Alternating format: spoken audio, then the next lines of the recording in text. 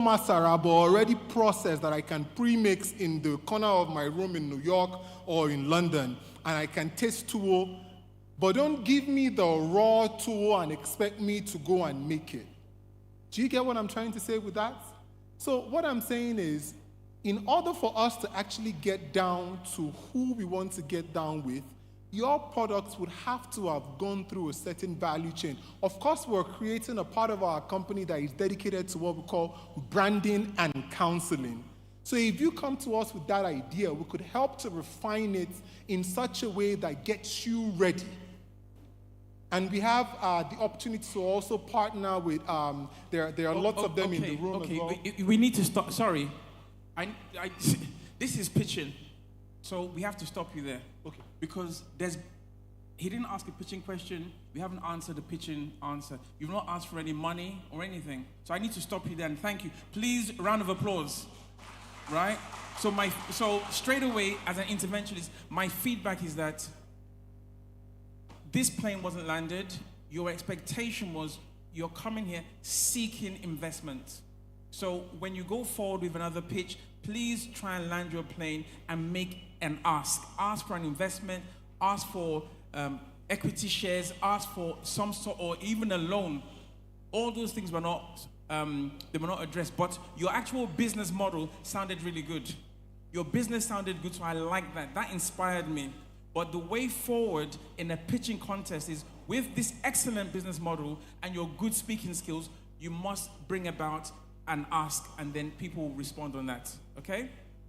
So thank you very much for that. I didn't say first question that was. No. It's almost like a car. It's almost like a car. If you're driving somewhere, don't let people take you off the road. You go, you have to focus. Your focus is pitching. So thank you. Round of applause. Thank you.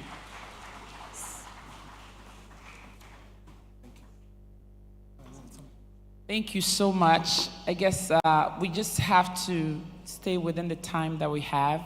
And we actually have a time constraint because one of our panels is really going to be made up of people from the diaspora, and we have a time limit with them. So we're going to move through the next two very quickly. I'm going to call on Mr. Tosin Abioye of Itsekit Limited. Mr. Tosin, you have 3 minutes, and it's 3 minutes. And after that, we will have our last speaker in this sector, Ms. Eseogene Ariana Gordon Eferemo of FIAM. You will be the next, right after Mr. Abioye. Take the floor. Good afternoon. My slide, please. Hello, my name is Tosin Abioye. I'm the Chief Executive of Ice Kits Limited. We are a technology company that has created a product for the construction industry. Our product is called Rapisolve, and the second one is called Rapisolve AI. I'm here today to ask for an investment of $5.5 million for 20% equity in our business. Now, we are solving major problems in construction space and in the infrastructure space. I've listed here 4 top problems that we are solving. We are doing more than this, but a few of these is, 1, deficient estimating. Now you may be wondering what's wrong with that. Now, I'm sure a lot of you have seen abandoned buildings, abandoned roads, abandoned bridges, all over. And you wonder why didn't you finish this project? A big part of that is cost overrun, because when you are planning or when you are estimating for your project, you send your quantity surveyor to go do market survey, they go to price today's price. And then you are submitting a bid that before they even approve is 6 months' time for a project that will start in 1 year time, and you are using today's price. So a lot of the time you are budgeted 100 million naira to finish a 10-story building, and that is supposed to last for 3 years to build. But then after the first 6 months, you have already spent 100 million naira. Where are you going to get the cost to finish the rest? Because of the excessive variation, projects become abandoned. We are solving this with artificial intelligence that when you are doing estimating, you don't need to use today's price because it's not going to be the price next year. You can actually tell the system the date of your project, and it will give you the estimate for that date. So that if you know that it's going to cost 500 million, don't start if you don't have the money, or you reduce the size of your building. A couple of more problems that we're addressing is no single source of truth, where people work in different systems, and there is no place for everybody to gather to work together. Architect, engineer, contractor, quantity surveyor, everybody is in different systems, and nothing is coordinated. So we have built an end-to-end software that is enabled by artificial intelligence, both generative and predictive, to solve all these problems. Next slide, please. And now this is our market size. Globally, we play in a global space. The construction software market size right now, as of 2023 actually, was $9.12 billion US, and is projected to be 21 billion by 2032. Now, our addressable part of this market, which is about 75% of it because of all the modules we cover, in our software we have 25 applications. So all these applications that we cover is like 75% of this market size, and that is what you can see on the screen, which is $7 billion market size. Now, when we bring it to Nigeria and Africa, we are talking about $39 million industry. That is where we play, and that is why we are inviting you to join us to play. Now, why should you join us? The next slide talks about the reason why we are asking, why we are telling you that we are going to be a source of investment. I mean, we are good recipients of your investment. Number one is what we focus on. We are focused on an industry that is not going anywhere. Construction is not going to die. Population continues to grow. Disaster will always happen. Things will always happen that will make construction relevant forever. So we are inviting you to join us and invest in this venture with us. A couple of other points are there, but because of my time constraint, I will not be able to go through. I'm available at our exhibition booth there. We are exhibiting, and I'm available to take your questions. Thank you very much. All right, so do we have any questions in the house? Please, if so, please put up your hand. Yes, there's a question there. Thank you. My name is Tunde Balogun. I love that. Rapisov. Thank you. My concern is that I don't want to look about the costing aspect of it. I'm looking about the rudiments. I use the word rudiments. Why? In construction, it could be abstract. Why? Because you're looking at technological way in the area of construction. What methodology, particularly in refraining that frame, particularly when it comes to real estate? Because you more focus on a particular aspect of construction, which I don't know, is it you're using a software analysis to do the methodology, or you have a physical framework in which Rapisolve as a technologically advanced in terms of technology-wise? I want to know in what area of that construction is Rapisolve as a player? Thank you very much. So my background is in building technology and quantity surveying, and for the past 12 years, I've been an enterprise solution architect in the United States. So construction is my world, and enterprise system is my world. What Rapisolve is an end-to-end enterprise system. It takes everything from after design. Design is the only thing we don't do because we don't see any problem in design. There are so many solutions for it. But once your design is done, everything that you need to do in construction, in the contract management, in the project management, in the procurement management, in the compliance management, everything else you will need to do in the life of your project, you can do inside Rapisolve. Like I mentioned, there are 25 applications in it. Thank you.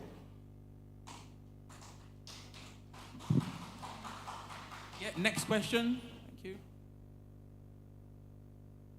Good afternoon. My name is Uzwazo Ikiligbe. I'm a financial consultant, and I want to ask two questions. What the investor is interested in is the money he is giving to you. What are you going to do with it? You need $5.5 million. What will you apply it in this project? Are you using it to buy? Is it on CapEx? Is it on operational expense? Which aspect is he funding? The second question is, what will be my return if I raise this money for you? Thank you very much. So on the slide where I mentioned our ask, I showed what we are going to be doing with it, but to summarize it, we're asking for $5.5 million. Right now, our enterprise solution is in the market. We came out of beta on October 30 in Nigeria. So we will need $2 million for market development, for That is Nigeria and the rest of Africa. That is what we need the $2 million for. For our artificial intelligence, which is currently in build, we also need $2 million to do research, because our solution is heavily data-based, and we go to every country to get the data to train the artificial intelligence model so that we can predict accurately. The other $1.5 million is to help us launch in North America, because we're a global company. We have a base in Vancouver, BC, and we have already done research and development for Canada, so we will be releasing in Canada at second or third quarter of next year. So US and Canada, we need 1.5 million to launch there. That is the total of 5.5 million. Thank you. And what you will get for 20% equity stake, we are not going to be paying dividend now because, of course, we are just starting. But if you stay with us until we start to pay dividend, then you will get dividend. But if not, if you want to exit, maybe in the next round, or you want to wait with us until we go public, definitely you are getting a lot of money for your buck, because right now our valuation is $25 million, and I'm hoping in a couple of years we will reach $100 million, and a short while after that will become a unicorn. Thank you. Okay, this is good. I just want to water down what he said so that we can really get it. He said this is a new company. They're looking for $5.5 million for 20%. He also said the valuation now is 25, right? So do the math. His valuation is 25. He's asking for 5.5, which is about 1/5. And valuations are done based on speculation, right? So that bit is to be understood. The kind of questions that, as an interventionist, I would say people should ask is, one, tell me about your team. And the reason why I say this is because no matter how affluent and sharp this man is, God forbid, if he drops dead tomorrow, who's going to look after our $5.5 million? So you want to know about his team. What he has described that seems quite viable is the market space. The market space is tech, is AI. AI is just scaling. Whether people in Africa like it or not, AI is scaling. And newsflash, in Africa as of today, Nigeria is not actually registering as being an active user of AI. That's really bad. That tells us that if we don't jump on board, we're going to be in a poorer position. So that means that your children will end up being poorer if you don't get on board this. This is a massive scale. South Africa is ahead of us. There's a document on this. So this is really important. That doesn't mean jump on this, but it means pay attention to AI. So we want to know his team. That's after he's come off. The market space is good, and he's also described his business model. So my view is be prepared, sir. When people say, I'm setting you up, they're going to ask you about your team. Please answer them. They're going to ask you a bit more about your model. Answer them. But your marketplace is a dead-on winner. Real estate, even in Abuja, you can see construction everywhere. And if there's a problem in real estate, it's called price control. Today, cement is this. Tomorrow is that. It's price control. So his AI that he's saying somehow can predict, so that you don't start and say, contractor, how much? 50 million. Madam, you don't change. Now 70 million now. That's what it means. So he's trying to mitigate that. So if that registers to you and you think that's a good way, once again, you can invest money in this type of business and watch it scale. Thank you, sir. It's been a pleasure having you here. Thank you. Okay. So before we call on the last person here, by the way, let's give a round of applause for this lady. She's just been all day, and I've been watching her. Well done.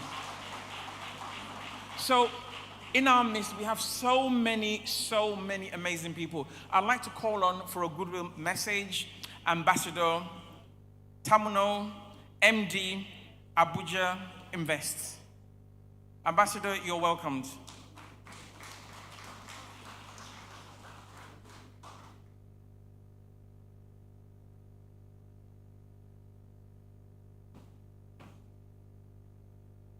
And it's nice to see you today. Thank you. Thank you very much, and good afternoon, everybody. My name is Ambassador Maureen Tamuno. I'm the Group Managing Director of Abuja Investment Company Limited. Abuja Investment Company Limited is actually a holding company for the FCTA, Federal Capital Territory Authority. I want to thank my dear sister, Honorable Abike Dabiri for this invitation and to congratulate her for being the bridge between our great country, Nigeria, and our sisters and brothers in diaspora, and to use this opportunity to also welcome and thank those of you from the diaspora for being here. I work very closely with the Diaspora Commission because, like you know, Abuja is the capital of Nigeria, and of course, Abuja Investment Company Limited is the gateway to business in Nigeria. So we have the backing of government, but we are a limited liability company. And so to answer the question of a gentleman who asked how you could secure your investment, gone are those days when you don't have, people to hold on to. I would probably be a GMD for 3-4 years and leave, but there will be a GMD. We have different portfolios we invest in. We do public-private partnership. We just finished the first Abuja Investment Business Summit, which was exceptional about 2.5 weeks ago. Most of the business people I saw here today were there at that event. And our portfolio is a lot. We have the Technology Village, which is one of our associates. If you're coming from the airport, you'll see the Technology Village, where we have a lot of people and a lot of business owners settling in there. It's emerging business, but the beauty about it, it's a free zone. So for example, if we have investors that come there to do an industrial hub where standardized goods can be exported out of Nigeria, of course you know that it will be tax-free. We also have the Abuja Film Village, which is on 3,000 hectares. It's an area for investment. So we'll be working very closely with my dear sister who has done so well. Like when she came, when we had the meeting with a cocktail with the ambassadors, she gave a goodwill message, and I would like to say here that my sister, it is not just giving an office to someone, but someone who knows what to do with it. 7th edition, we're very proud of you. Congratulations. We will work with you as an Abuja investment because next year we're scaling up from the summit we had to go to the UK, to also go to America, to get to talk to the people. You could invest in Nigeria and you will see your investment live. You don't have to worry about it. This company has been on for 30 years. We have the Abuja Market Management as a subsidiary. We have Abuja Property Development Authority as a subsidiary, the urban mass transit that you see in Abuja. We're scaling up. We're working on the CNG buses very shortly. So I thank you so much for this, and I'm glad I'm here to see. And please trust Nigeria, especially this administration that has opened up. Before, I didn't even know we could have a program like this in a government-owned facility. But this is to tell you that government is getting closer to the people. So have faith in what we're doing. I am a proud Nigeria. As an ambassador to Jamaica, Dominican Republic, Haiti, and Belize for 4 years, all I wore was Nigeria outfit. Let's be proud of Nigeria. Thank you very much. Don't go. I need to say this. That was a pitch. That was a pitch. Let me tell you what she did. A pitch for venture has a limited partnership, which is the government, right? So the government has put money in.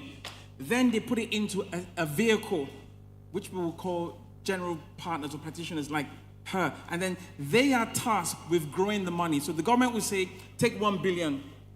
In 10 years' time, give us back this 10 billion, 10 point X amount, and then it grows. This is what most of the people coming here are asking you to do in their businesses. Give us money and watch it grow over a period of time. I loved your pitch, and I want to connect with you. Yeah? Thank you. Well done.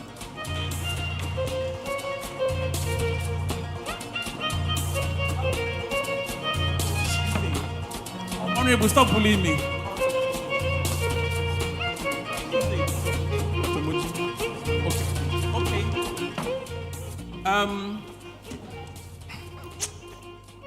Honorable has to stop bullying me. He has to stop bullying me. All right, so Next person up, Group Managing Director, Extra Large Farms and Resorts, Dr. Moji Davis. Dr. Moji, here? Good afternoon. Looking swanky in green. I see your shoes. I see your shoes. You're welcomed. So you just had the honorable to stop bullying you. So you need to stop bullying me too. Good afternoon, everybody. Your Excellencies, in absentia, and dignitaries who are still seated. It's a great privilege and honor for me to be here this afternoon. I am Agbebirin Moji David. I'm a farmer. I'm a food producer. I'm the Group Managing Director of Extra Large Farms and Resorts. We are the biggest luxury farm operator in Nigeria. Thank you so much. We are very happy to partner with NDIS on for this great event. I remember I was with Honorable Dabiri in Canada about 3 weeks ago, and we have almost everybody who was in Toronto, and we're still here again in Nigeria. Thank you so much for having us. We believe in Nigeria. Being a returnee myself, having sojourned, looking for the greener pastures, when you leave your greener pasture to go seek for yellow pastures somewhere, the green pasture is here. All the money you're looking for is right here in Nigeria. And I'm always a proud advocate of stay in Nigeria and let's build Nigeria. And that's why I strongly appreciate what the NDIS is doing and what NIDCOM is also doing for, businesses all across the globe to let people know what Nigerians are doing. First thing, especially for those of us who travel a lot around the world, your green passport is almost like let's just be honest. Everybody prefers to have another passport than the green. There's this thing that comes with the green. But we want to let people know that great things are happening in Nigeria. Nigeria has almost the best talents anywhere in the world. We have the smartest minds. We have great entrepreneurs, and we should be proud to showcase ourselves to the world. I am standing here today as an agripreneur. I'm a serial entrepreneur, but I focus much more on the agri-business space. We are farmers. We've been in farming business for 16 years. We have 21 different, your staple food products to our name: your rice, your beans, your gari, your palm oil, your soya oil, your locust beans, your everyday food but void of chemicals. I am a living witness to the fact that you can eat your way into wellness. You can eat your way out of any health challenges. Having been diagnosed of fatty liver some years ago, and I ate my way out of it, just food without any use of drugs. Now, going back to agriculture, we all know and we all admit that Nigeria doesn't really have a good presentation for agriculture. And when people hear about agriculture in Nigeria, the first thing that comes to your mind is dirt, dirtiness. It's like a business for the never-do-wells. Oh, like if somebody's not doing well in whatever it is, they say, go back to your village and start agriculture. But we at Extra Large Farms and Resorts, we are here to wear a new apparel for agriculture, not only in Nigeria, but Africa. And let people know that agriculture is a business that, you can be proud of. And that led us to the establishment of the biggest luxury farm resort in Nigeria. Yes, it's a farm, but you can imagine a NIGERIan luxury hotel right inside a farm somewhere in Ogun State of Nigeria. So, thank you so much. So you're thinking about holidays, you're thinking about annual general conferences, you're thinking about family staycations, you're thinking about weddings and all that. 20 seconds left, please. Thank you so much. You would ordinarily not think about, having such in a farm. But because we've been able to redefine what farming looks like and bring luxury, bring life, bring fun into the farm, and then you have that now at Extra Large Farms. And we're giving people the opportunity to own personal holiday homes right inside the resort, which is Extra Large Farms Resort, because most of the headaches most people have as diasporans is you have a property back home in Nigeria, nobody's looking after it, your house is just being locked there, and it's a waste of investment. But when you own a home in Extra Large Farms and Resorts, it's a holiday home, meaning you have a place to come in, you have all the ambience and beauty and everything, but at the same time, when you're not there, your money is making your house is making money for you as vacationers are coming in, and you're making money on a daily basis. Thank you so much. We are just outside there in case you need to speak with us. Just look out for Extra Large Farms and Resorts at the exhibition stand. Thank you. Thank you.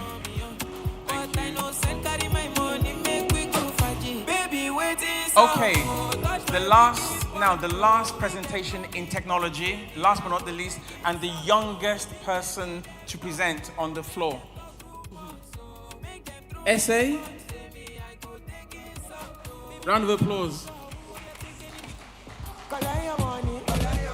Essay, you have 3 minutes.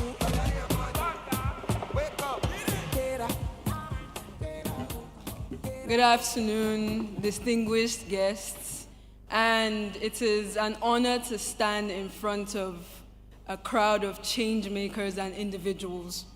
And I am proud of my country, Nigeria, just looking at the wonderful people in this room. So, I also want to thank Mommy Abike because she has given me the opportunity to speak now and speak tomorrow. So she said I should speak shortly. So my name is Eseogene Ariana Gordon Iferimo, and I have come up with an AI-assisted and interactive service, multi-service platform that is set to change the narrative of the service landscape in Nigeria. If you are tired of foreign services, Nigeria is here, FIAM is here, my service, to make the service landscape better. So watch out for me tomorrow. Thank you very much.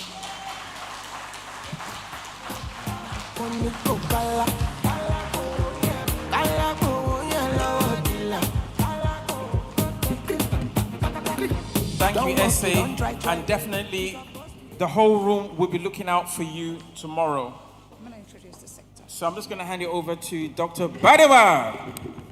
Round of applause for her. Hello, everyone. Hope you are connecting and networking and getting investments. The next sector actually is creative, and if you know me, you know that's my industry, my first love. So to introduce the sector, I just want to make an appeal to our filmmakers who are listening, to investors who are wondering. The creative sector is by far one of the most lucrative industries in the world. The film industry alone in Los Angeles is responsible for over 30% of the income that goes into the state of California. So you can just imagine, our movies are the most prolific in the whole world. My thesis is on the Nigerian film industry. So this is from fact, from research. And I know if you can just take away the idea of asking for handouts, the idea of asking for grants, and you look at this as a business, with a business model, the sky is the limit. As you know, our music industry has transformed. Every airport, every restaurant, every nightclub, everywhere you go all over the world, guess what they're playing? Afrobeats, right? So now Nollywood movies are on Netflix, but we're not getting justice. So this sector is to appraise the business potential of the film industry, of the music industry, of the fine art industry, fashion industry, all of it together So let's start thinking, because I guarantee you, if you invest in a movie that has a potential to be a blockbuster, you will not regret it. Thank you. On that note, I will now call on the moderator for the sector, who is none other than Mr. Patrick Doyle, a famous actor and broadcaster in Nigeria. Mufasa, not Mustafa, not Mustafa. Hello Afa, no Kokosa. Girl, your body, say no, I shake on Shakana. She say, looking yashki, go papa the roll like a rolling boat. Oh, who see the body the move like do I don't come out to tap. Okay, just to let you know why we shifted this up, we have a famous movie producer, record producer in Hollywood. He's an American filmmaker by the name of Foster Corder. He's filming, so he had to take a break from filming just to be here. And you know, time is money in Hollywood. We also have another filmmaker in Canada, Mr. Niyi. He actually stopped production for an hour so that he will be able to make this time. So it is important that we stick to the time, and after this panel discussion, we'll now move into the pitching section. So I would also like to call on a new friend that I made. I looked on his Instagram page and I was like, wow. He is none other than Mr. Richard Mofe Damijo, the RMD himself.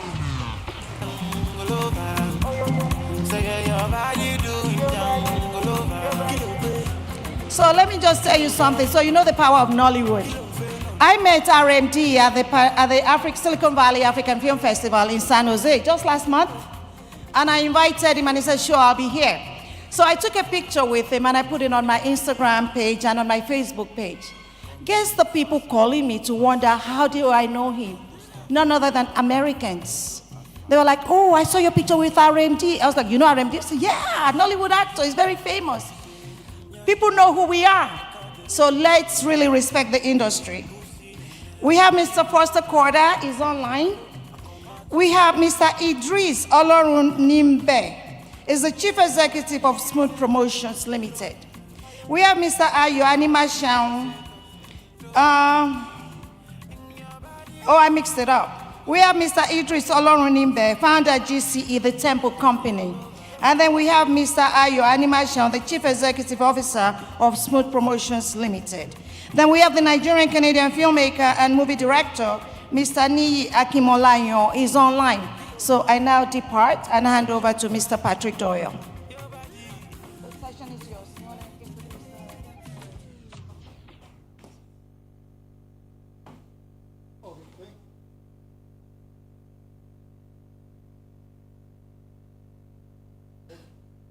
Can you hear him?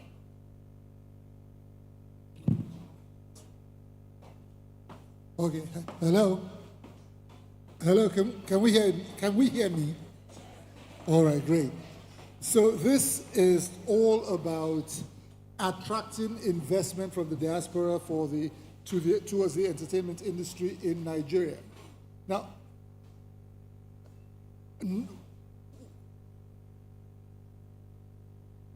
the exponential upward swing of the Nigerian entertainment industry has launched Nigeria into the stratosphere of global pop culture domination. The analysis of how we arrived at this enviable position is in itself the stuff of myths. Many would believe that the Gen Z generation singularly brought about this miracle of global dominance. To believe this would be to discount the heroic and pioneering efforts of our cultural heroes past. Today, we will attempt to establish the links between the pioneering work of the Fela Kutis, Hubert Ogundes, Olu Jacobs, Ike Dairo, Celestin Ukus, and the Rex Lawsons of this world, and the successes that we are celebrating today. We shall also make an effort to identify the factors that precipitated the explosion in the Nigerian entertainment global stage. When that is done, we will identify strategies to perpetuate our stay on the global cultural stage. Finally, we will try to identify the plethora of investment opportunities that exist within the Nigerian entertainment industry and how to engage these opportunities in a cost-effective and profitable manner. Commendation for raising such a cerebral and distinguished panel of discussants has to go to the organizers of this most significant event. I therefore have no hesitation in declaring ahead of time that participants at this summit are about to be enlightened and empowered to engage the Nigerian creative community in a mutually beneficial relationship that will further consolidate our standing on the global stage. And that said, I would like to, we have already been introduced. You know that seated next to me is the legendary Nigerian actor, Mr. Richard Mofe-Damijo.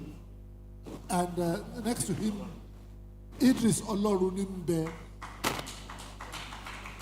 Temple Productions. So it would appear what we do not have here is someone from the music industry, but Temple Productions used to do music. You're still doing music. Okay, great. So we can now get it up and going. Ni is on air. Ni is joining us virtually from Canada. Where are you, Ni?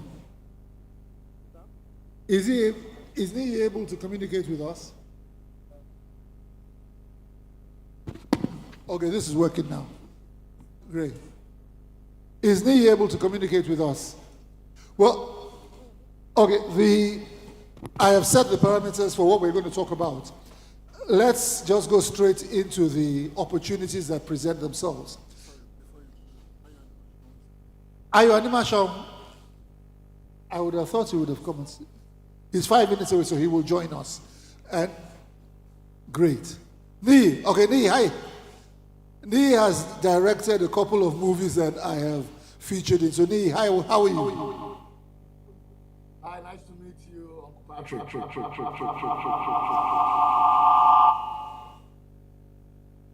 Okay, if you can kill your volume there on your device. All right, so gentlemen and ladies, the Nigerian industry has found something. I wouldn't have to call it a renaissance would be a misnomer because we'd never had it this good. So I would like for RMD to proffer what he thinks was responsible for this explosion of Nigerian pop culture and what we did right that brought us to this place. Hello?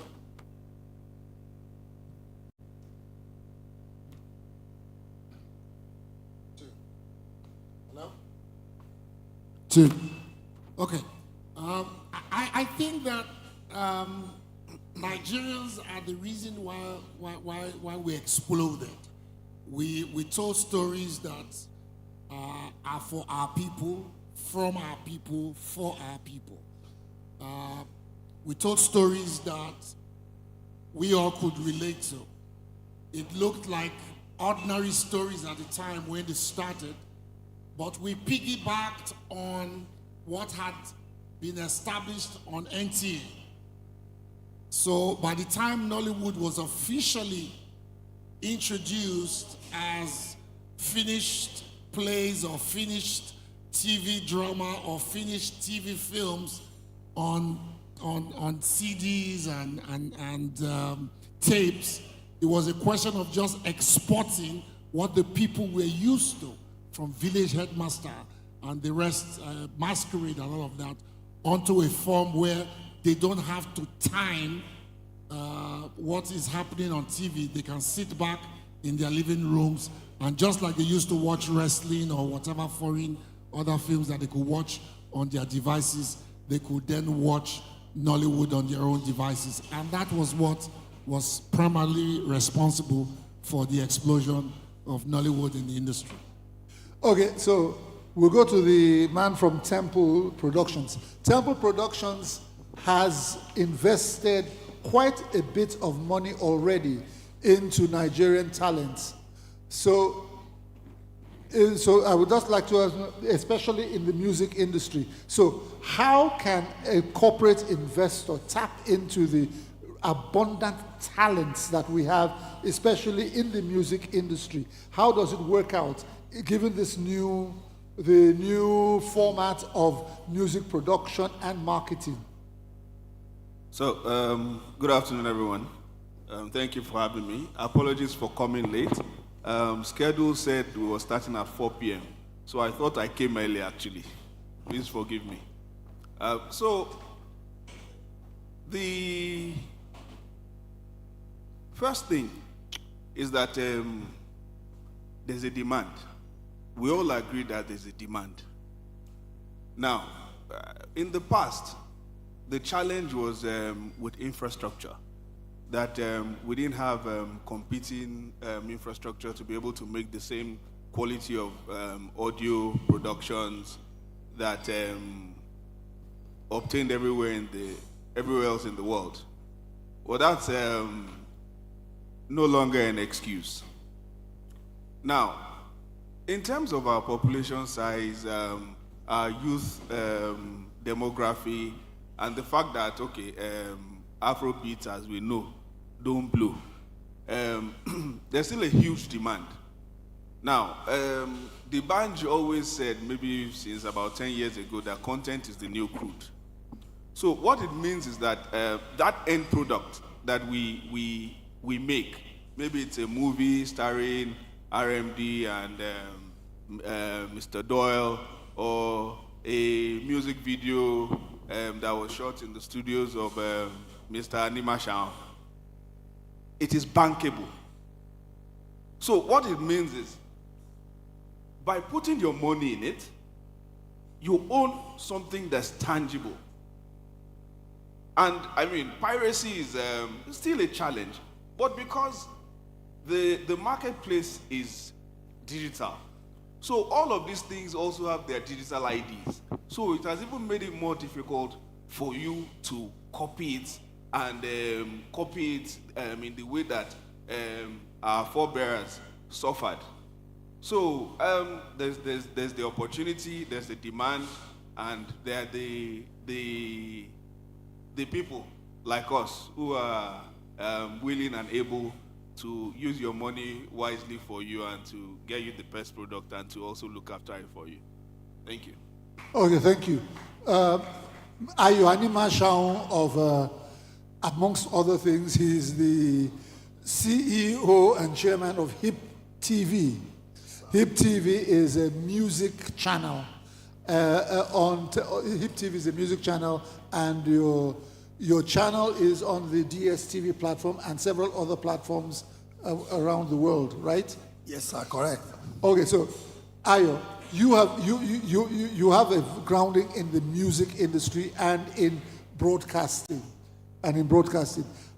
So maybe just give us an overview of how you engaged in that space and how it has become, for you, it is a profitable thing, and how can you advertise the profitability of the Nigerian music industry for you, for instance, a broadcaster, and which other ways can it be? Can we get our brothers in the diaspora to engage and, collaborate with you? Okay. First of all, I'd like to say I apologize for being the last person to come on stage, but I was the very first person to get here this morning, so I took a break. I'm sorry about that. Thank you very much for your question. You see, what we prayed for many years ago, we are happy to see happen during our time. I remember many years ago, the artists, they were not even known across the country. Just only a few of them were known across the country. Now, some of our artists are selling big shows around the world, and it didn't just happen. It was with a lot of intentionality. And this started happening a long time ago. People would remember 5, 6 years ago, 7 years ago. But then I remember 1999, all the way in South Africa, when there was a Kora Awards, and Femi Kuti was Best African Artist, and also Channel O Awards when they had like 28 categories for Africa, and our artists won 14 out of the 28 categories. It's been a very, very hectic and difficult journey. For me, I started with a magazine, a songbook with lyrics that I started hawking myself, from Ikeja Underbridge to Oshodi, and other places. Then it became a national thing. I sold the magazine across the country. Then promoting music, and there were only a few channels. I remember Live Beat, and a few channels that were actually actively promoting our songs. Right now, the major thing is that these artists are around the world. You don't have to do much thanks to technology, thanks to internet, thanks to streaming. We've passed the era of the Alaba market when an artist will release an album, in the form of CDs, sell 50,000 copies, sell 1 million copies, and the marketers will say it sold 50,000 copies. Now, you release your songs globally, and we're also lucky to have international record labels. We have Sony Music, Empire Music, Universal Records, and a lot of them, signing our artists. That way they are earning, foreign currency, and they are performing, and they're helping them promote their songs and putting in millions and millions of dollars, behind, their music, investing in them. Now, how do we push more? How do we push more, and how do you guys in the diaspora help the artists in Nigeria? The opportunities are massive. We need you guys in the diaspora there's so many artists that will never be as good and as talented as either Olamide or Wizkid or Davido, but they would never, unfortunately, hit the limelight. I see them every day. They will never hit the limelight if we do not have more people investing in them, more people, interested in them, more people putting in money in the entertainment industry. And we can't always all depend on the international record labels, because there's so much they can do. Well, with streaming, with the fact that we put our music out there and it goes out there, there are like small, little record companies, not so big record companies around the world. I remember when Empire started, they were not so big, but they are big on Afrobeat now. They are the ones that signed Ashake, Empire Music is on Ashake, Olamide is on Ashake. The whole YBNL team, they're on Empire Music. And we need more record labels like that, and we need Africans in the diaspora, Nigerians in the diaspora, to champion this cause. We see that when these guys go out there and they perform at shows, people sing along, and your friends that are from other countries also escort you to their shows. They sell out big venues around the world, and they will sell more shows across the world than they do in Nigeria. And we need more help from you guys to invest in the talent that we have in Nigeria, so that we can further showcase them. You are using the word help, and we would like to help the people in the diaspora by giving them viable, profitable, and bankable ideas on how to engage the Nigerian music industry from where they are. So if anybody's going to be doing, I'm just saying that we're not looking for help. What we want to tell them is partnership. What can they do? In what ways can they engage the music industry in Nigeria? Partnership. Okay, I'll give an example. When we went to the Eddies, we had the Eddies in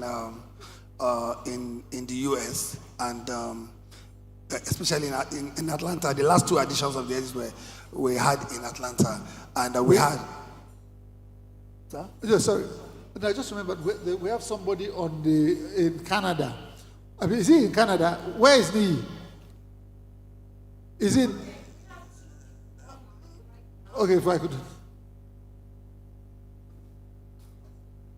Okay.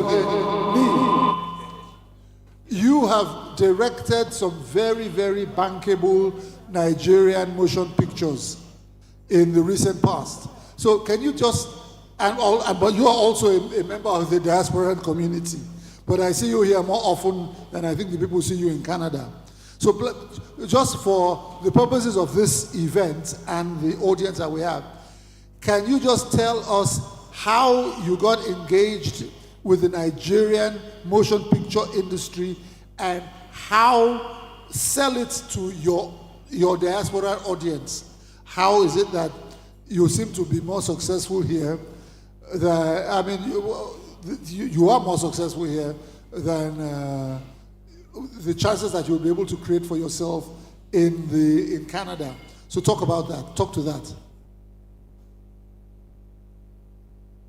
Okay, all right. So this is just to add to what Uncle Richard has initially said. I think what has happened is that first we found more cost-effective ways to use technology to improve our production values, and that is the reason why you have the Netflix, the Amazons and all that coming here. But primarily, it was because we cared so much about the authenticity of our stories, telling our stories the way we wanted to tell them.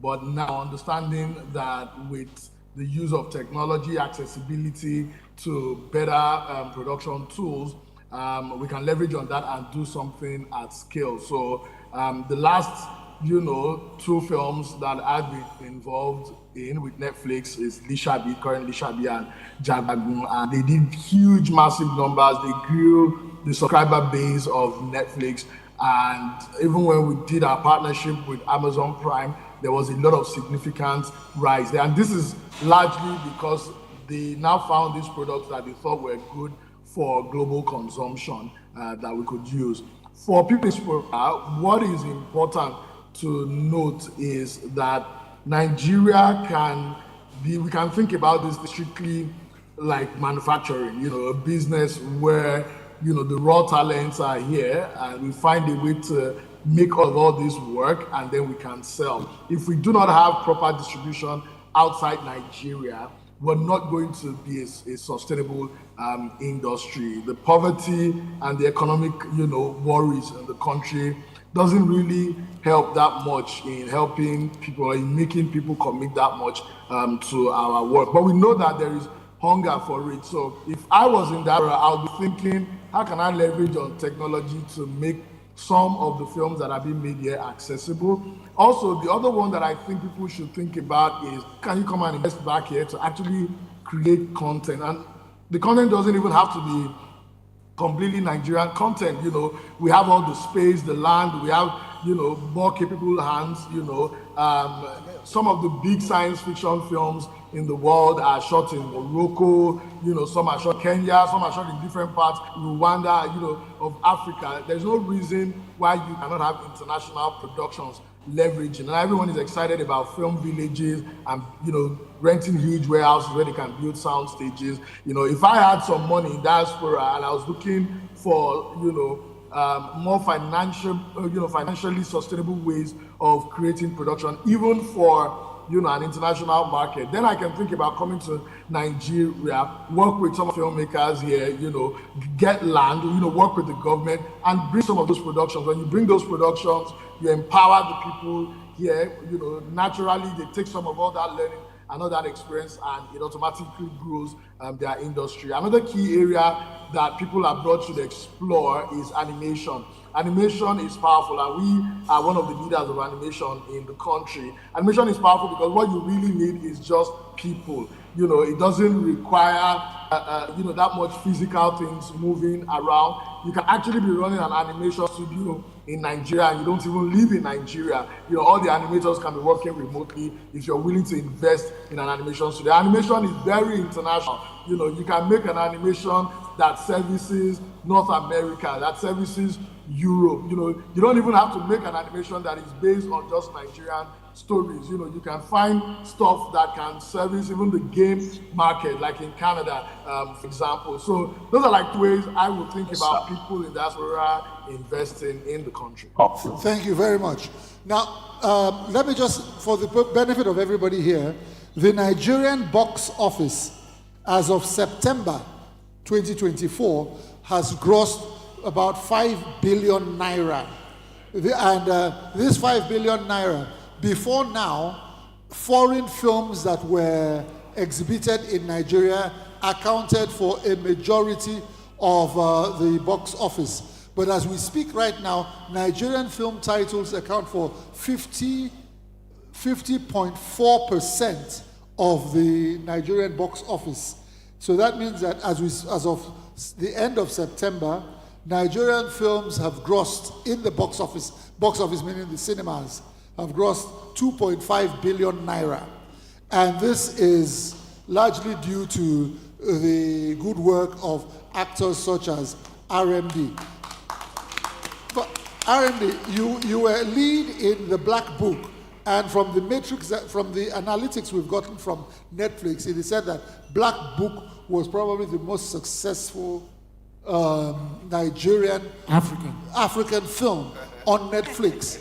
Okay, sorry, African. I was on Black Book also, so there.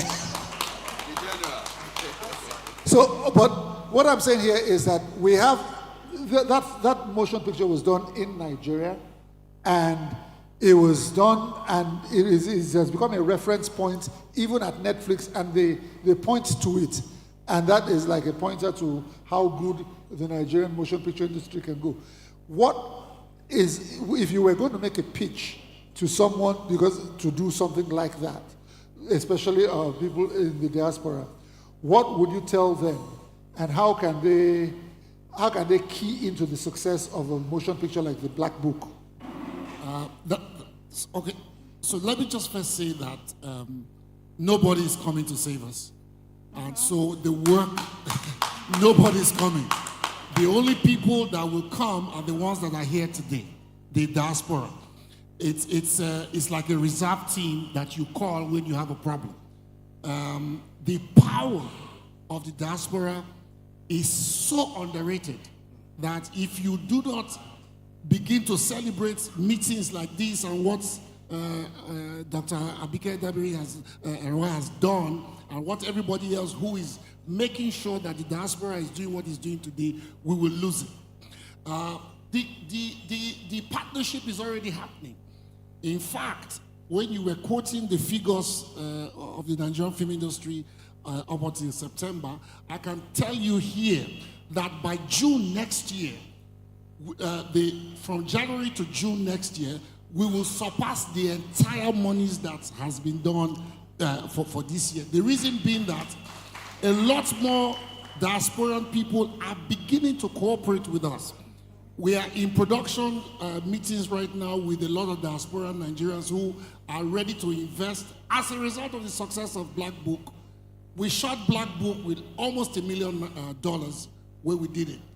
And because of the success, the minute we got our first payment from the streamers, we paid back all our investors. And so they are the ones who were even ready for us to do it too before Netflix even talked about it. Now, what's the point I'm making here? The point here is once we begin to build trust between our businesses here and our brothers and sisters in the diaspora, the exponential growth that we are seeing at the tech level and all of that will begin to filter down into agriculture, into real estate, into everything else.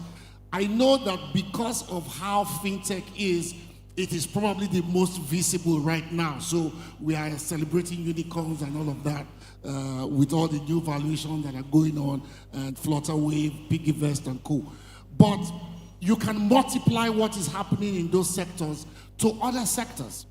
How are we going to be able to convert what is happening with music, what is happening, in the film industry, what is happening with Agri? I am so delighted these days when I see young people say, I'm a farmer, because you can sit in Lagos or wherever place and just moan from morning till night that nothing is happening, that there is no growth anywhere in this country, there's nothing going on. But there's just so much more going on. What needs to be done is to harness. But I'd like to to put a small component which I do not want us to miss. There's a tendency to always talk about making money and opening new frontiers. But let us not forget that when you are dealing with the creative sector, there is a component that is part of our culture. The creative sector in every place in the world, every place else in the world, is a responsibility by the palace. When I say the palace, I mean government or kings or queens, just like we used to have commissions in those days. Whilst we are thinking about all this partnership, the Diaspora Commission must begin to also make sure that there is a little component for development. Because if we miss that, then we will be missing a foundational thing. We need to always have that small percentage that is grants for people in the creative sector. Because like they will always say, you will find that in the UK, in Canada, there is always fund. There is always funding, all kinds of grants for the development of the arts. Even in America, in the heart of Hollywood, you will still find that there are musical grants and all of that, so that you can begin to, you can continue to develop orchestral music, jazz music, those art forms that are not wholly commercial in their expression. So I don't want us to miss that component as we talk about, profits and partnerships with. Okay, there's one more person who's in the yes.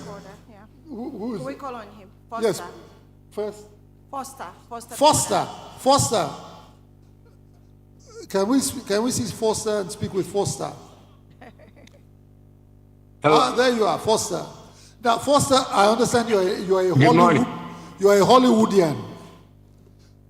Yes, sir. All right, so please, why up to the few engagements that we've had with Hollywood, with mainstream Hollywood, has been at the instigation of Nigerian producers. For instance, a very famous American actor acted on 93 Days. That would be, I forget his name now, Danny Glover. He came to Nigeria to take part in a film here. If we even go back to antiquity, there was a film called Countdown at Kusini, which was shot in Nigeria, and it had the man from Mission Impossible. You remember the man in Mission Impossible? He starred in that movie, which was shot in Nigeria. And I'm talking about in the 70s. So we have been the ones who have been instigating Hollywood to collaborate with Nollywood. Now, is Hollywood ready to initiate that interaction at this time? The same way that the American music industry, the black American music industry, seems to be very, very eager to engage our musical icons. Right. Well, I agree, but I think Hollywood is always ready to engage in any area that can be profitable. From listening this morning and knowing what I know and what I've experienced from working with a few Nigerian directors here and where the industry is at, I think the gentleman that just on your panel that spoke about investments and grants and government support, I think that's very important. But it seems to me that education is a big part of it too. In educating the Black and African diaspora around the world, because Hollywood, as we know, has been controlled by non-Black people for many years since its existence. And with technology and everything that is happening today, I think that we need to take more pride and feel better about what we can do, what we control, what we can control, our creativity, our stories, and not try to be white, not try to compete with white people, but understand our power. What you speak about the music industry, how Afrobeats and these things have become part of pop culture, for lack of a better expression, right? That's because they don't think about trying to please anybody. They're doing their art. So I think that if we as filmmakers and as storytellers, investors, if we just have confidence in our stories, because we have so many. Black people control the music business right now, for the most part, hip hop and Afrobeats. That's been for years. You know, for many years they said American Black films wouldn't sell internationally. That's why you never had the Denzels, the Will Smiths, and the Morgan Freemans prior to the last 25, 30 years. Before that, because I mean, I'm 72 and I've been making movies my entire life.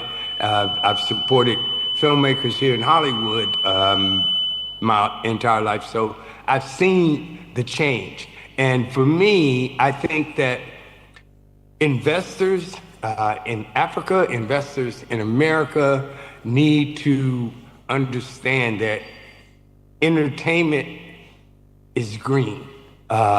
Education is power. We have to feel good about ourselves, we have to invest in ourselves, and we have to market to ourselves. When they first started selling rap music, they weren't trying to sell it to white people. These were guys making music in the bedroom, at their mama's apartment, in the garage, and they were going out and selling it out of the trunk of their cars and on the street corners. And now, white people all around the world are buying hip-hop music. So I think you have to be confident in who you are, not try to be and compete with somebody else. There's enough money around the world. I got you. For the African and African-American film industries to join and be totally successful. But we have to come together as a people. We have to market to each other. We have to stop trying to be spread out. Stop trying to be Warner Brothers and Universal. Thank you very much. Thank you very much. We have that power. We can be that, but we have to build it from within. Okay, thank you very much. That's all I got to say. All right, we're about to round this up, so I just would not. I want to go around the panel right now. Temple Productions. If you were to want to, is there anything that you would have wanted to engage with anybody outside of Nigeria? How? Very, very quickly. Okay, so quickly, I'm the Temple Management Company. Temple Productions is Ego Boyo. So before I get a letter from our lawyers. So yes, I mean, it's very simple. Where should you put your money, diaspora? I think we have a very balanced relationship. We need you and you need us. We have 3 deficits: infrastructure, skill, and talent. Talent pipeline. Did you say skill or skill? Skill. Okay. So, I mean, we find that we have good people doing good stuff, but we need more. How many internationally trained or that level of expertise gaffers do we have in the industry? How many sound recordists do we have that have gone through the proper process, that didn't just learn from assisting on set? So we need that. We can do it through exchanges. For those of you who are participating in our industry, you can come. We have the Giddy Creative Center that we've run. So I mean, there's so much, so little All time. right. Thank you. Okay, so let me, Mr. Animation, is there anything you want to? Yeah, what I would say is that we've not milked the popularity of our music enough.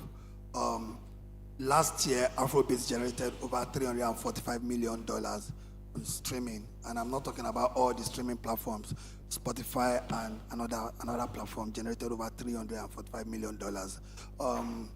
There are We are very big on concerts. The artists make a lot of money on concerts, but there's just only one festival in the world that represents Afrobeat, Afro Nation, and is owned by Live Nation.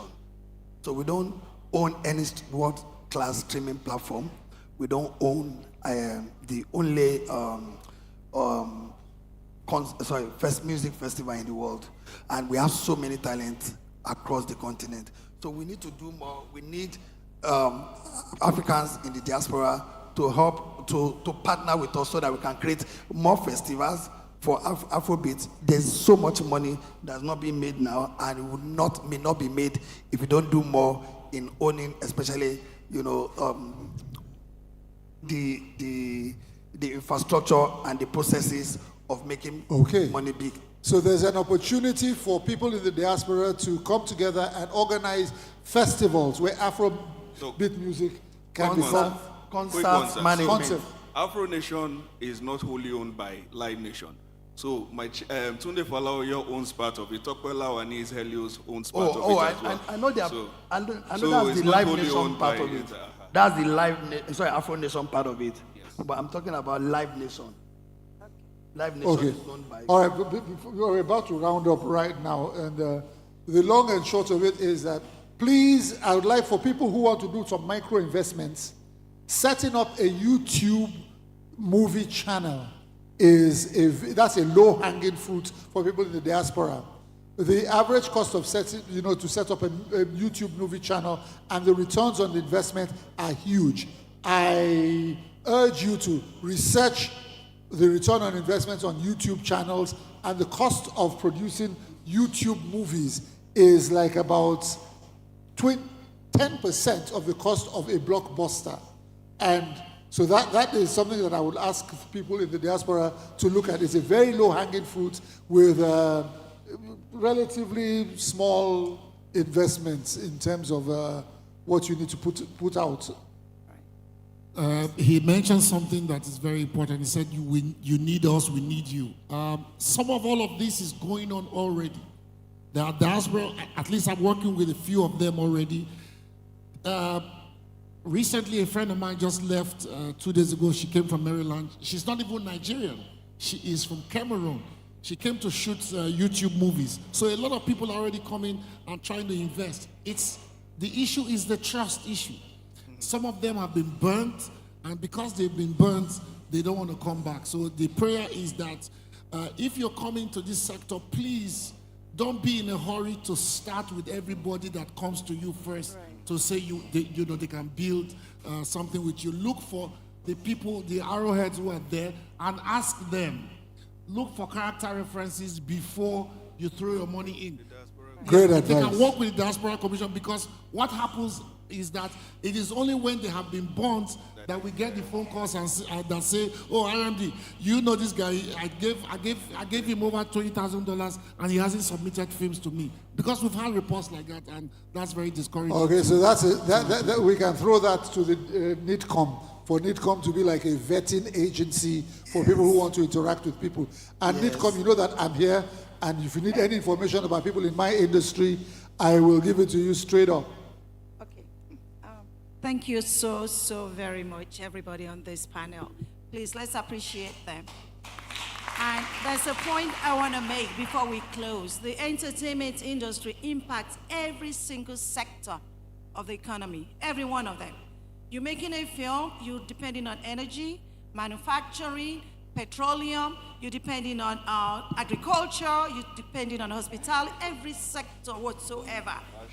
Fashion, everything. You have to have costumes, you have to have makeup, you have to build sets.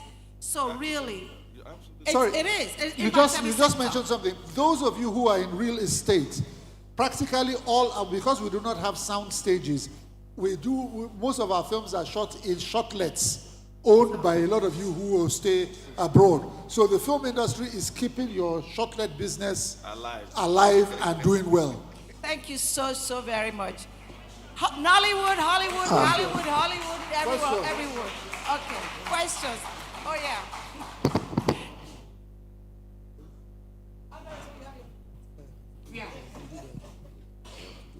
Sorry, not a question, but essay. said she has the solution to what you just said. Why can't we have, all over the world, have our artists come together in one place, in the diaspora, which is what you have said. And we are ready, NIDCOM, to work with you. In fact, we're ready to set this into a team, if you don't mind. We'll work one or two people that can. Esther says she has a solution. Come and tell them.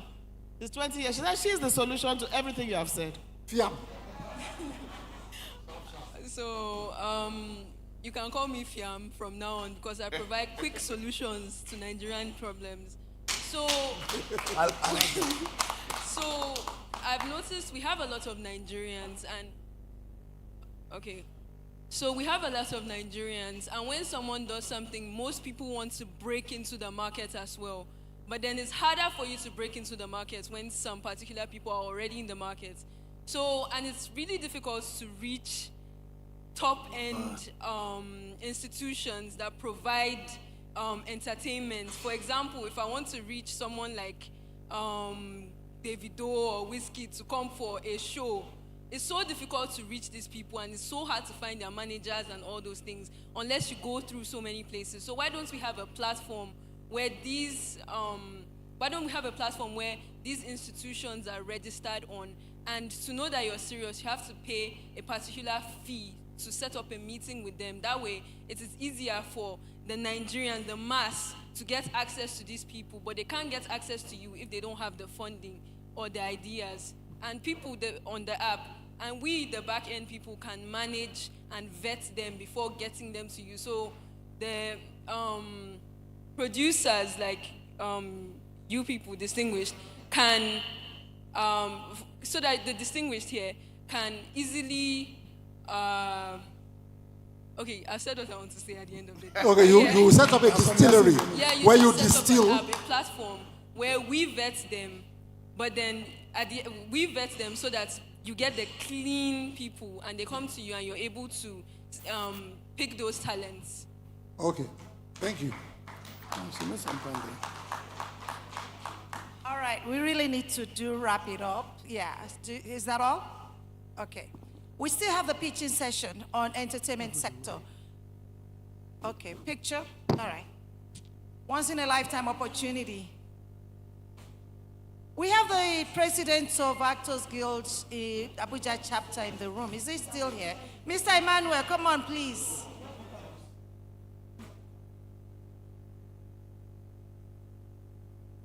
Oh, should I move out of the picture first?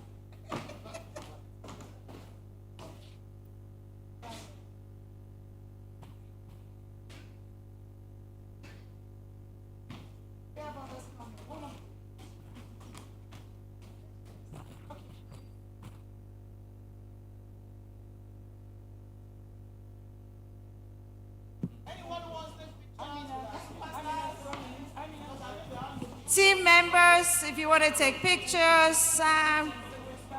Oh!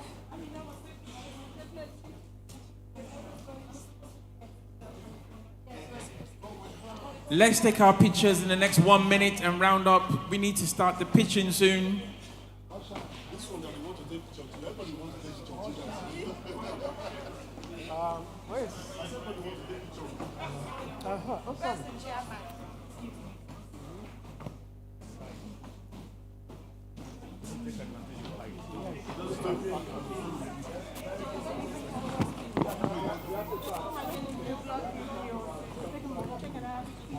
$50 seconds and we wrap up.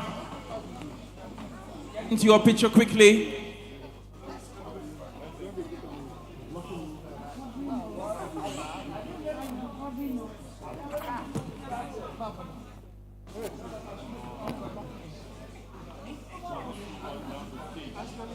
Seconds.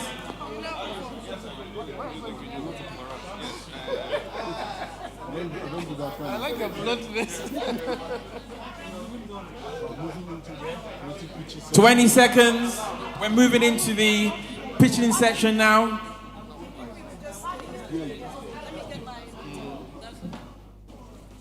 My laptop is to somebody and my speech is on it.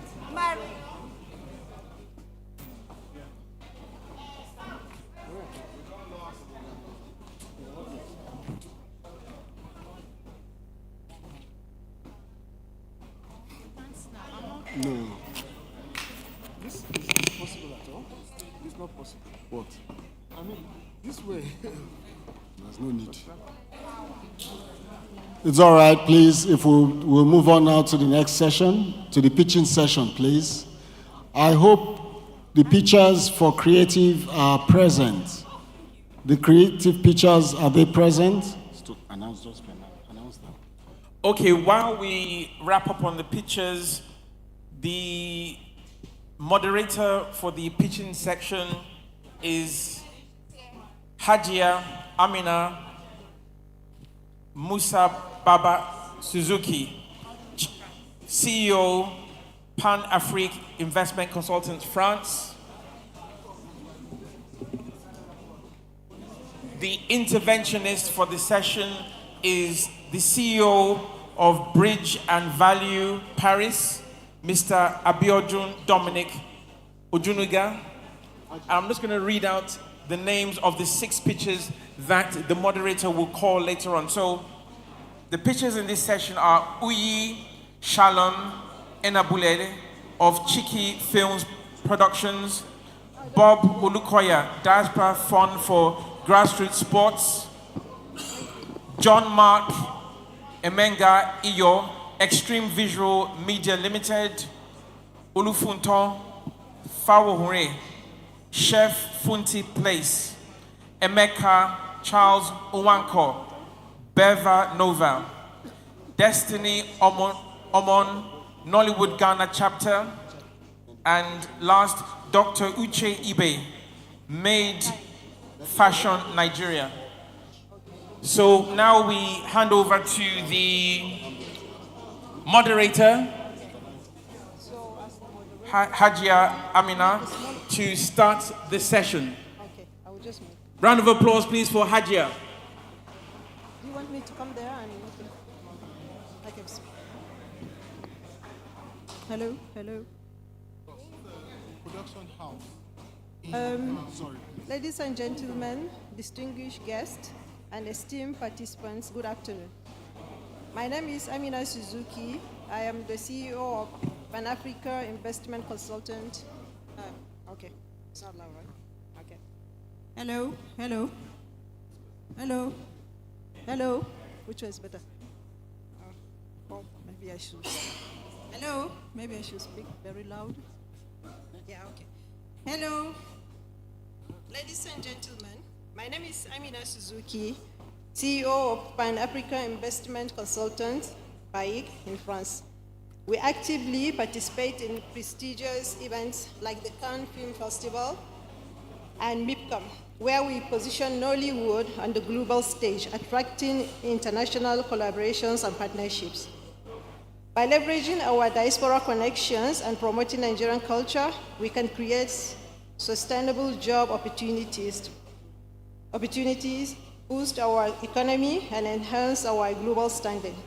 And it is an honor to be your moderator for today's session, focused on vital areas of creative arts, culture, and sports. These sectors are not merely avenues of expression and entertainment. They play a crucial role in our economy and society. The creative arts and culture industries are significant contributors to employment and GDP, while sports unite us, fostering community engagement and promoting youth development. Investing in this field is not only a chance to generate economic returns, but also an opportunity to positively impact lives and inspire changes. It's also not merely an economic strategy, but a comprehensive approach to nation building. Today, we are excited to introduce a lineup of innovative features who are at the forefront of these sectors. Each presenter will have 3 minutes to showcase their business ideas, highlighting their potentials to attract investments and drive growth both locally and internationally. Following their presentation, we will invite our interventionists to share their insights and recommendations on this promising venture. So let us begin. We will invite our, let us begin We'll invite our, this one? Okay.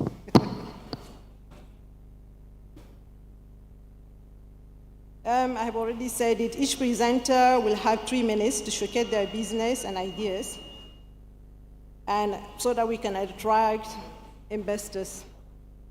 Following their presentation, we'll invite our interventionists to share their insights and recommendations. So let us start with our first speaker.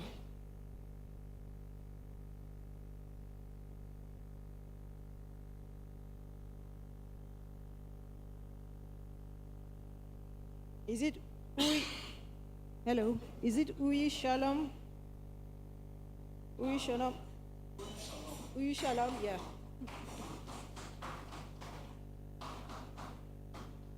Uyi Shalom is from Chiki Films Production.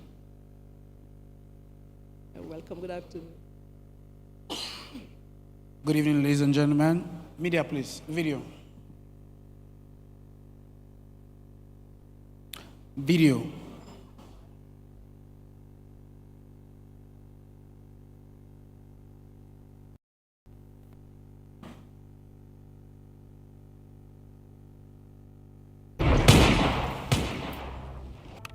Forgive my counterpart, my queen. I promise you, everyone involved in your death won't go down alone. Their families will pay for your blood. I will put a bullet through your heart.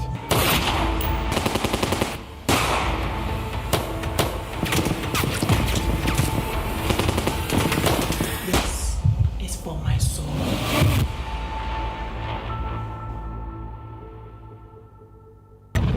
The cash is for the people of Kina community. Who the hell do these guys think they are? The big score indeed.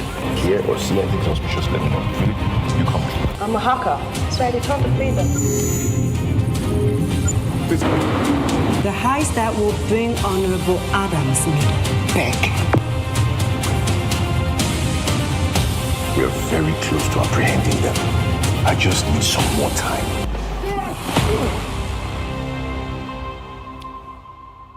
Okay, my name is Shalom Uyi Inabulele.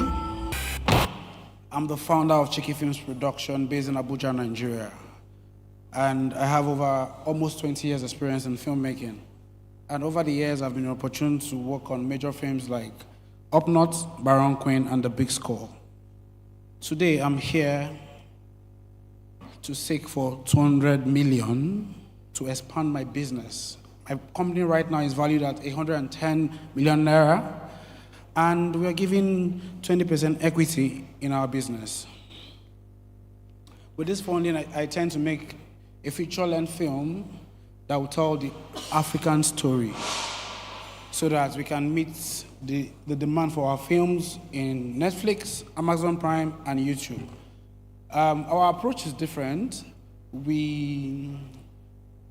What we want to do is not just making films, we're going into rentals as well. So at the time we're waiting for our films, we're going into rentals as well. So our renter is funding the business. Thank you very much. Thank you very much, Uyi Shalom. Are you done? Yes. That's a very interesting presentation. We're going to call on our next speaker, Jean-Marc Mohenga from Extreme Visual Media Limited. Please. Yes. No, I think we'll do the questions after. We'll do all the pictures, then we'll do the questions.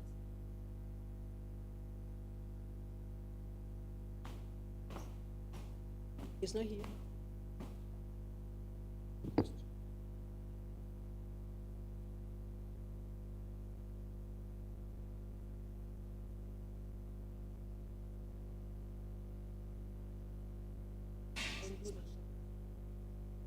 So please, Mr.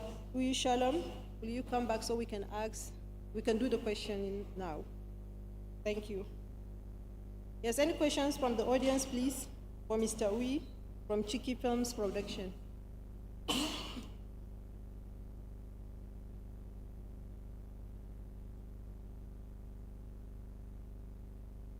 questions for Mr. Uyi Shalom from Chiki Films Production, based on what he has said, what he told us.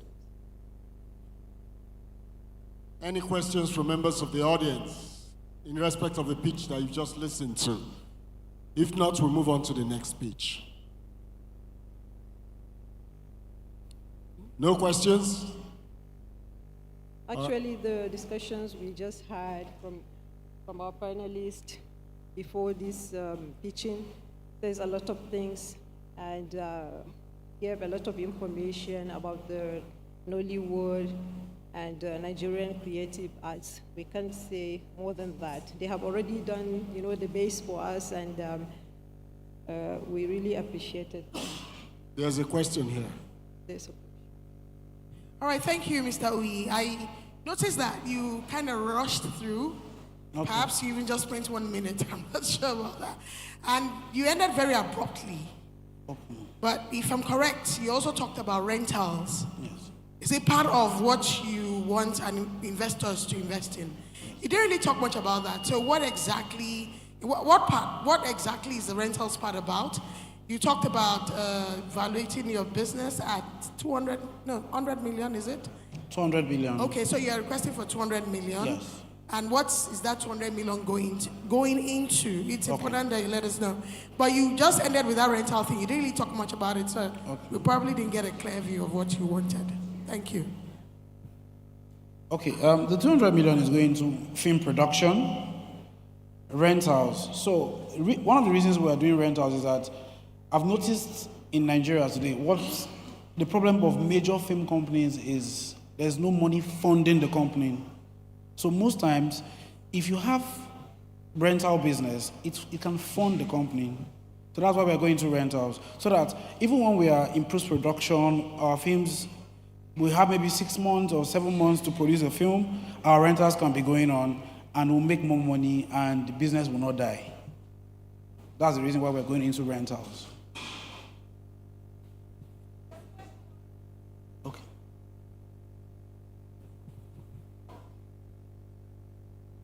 Hello, thank you. One problem with most Nigerian businesses is they want to go it alone. Are you into partnership with other companies, or are you into partnership with Nollywood? Because definitely going it alone, you will not find it easy. Thank you.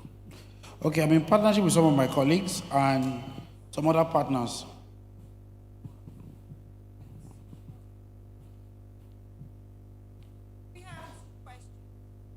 We have 2 questions online. It says, how much sales so far, and what's your valuation based on? Okay, I didn't get the first one. How much sales so far, and what is your valuation based on? Okay, the 2 films you just watched are in post-production. We just rounded up, so we're going into sales right now. Okay. And second question? Valued at 100 million, seeking 200 million for a 20% equity, which puts the company valuation at 1 billion. I don't get it. No, the valuation is 110 million naira. All right. And you are seeking for how much? 200 million. Yes. For 20% equity. Yes. Yeah, they're saying it doesn't work out. Maybe you can justify it. Oh, okay. Can you explain it? Let me save him. Okay. Don't answer that question. Let me save him. If your valuation is 110, you cannot be seeking 20% at 200 million, because what you're saying is like saying, how much is this yam? Is 100 naira. How much you want to sell them? 500. That's what you're saying. So you don't understand. So let's do that again. Okay. You want to think about a valuation and an equity share that is reasonable, or no one's going to buy off you. But don't worry, part of this is learning. So after this, come and talk to me. Okay. And on the house, I will show you how to do an evaluation. Okay? Thank you. Okay.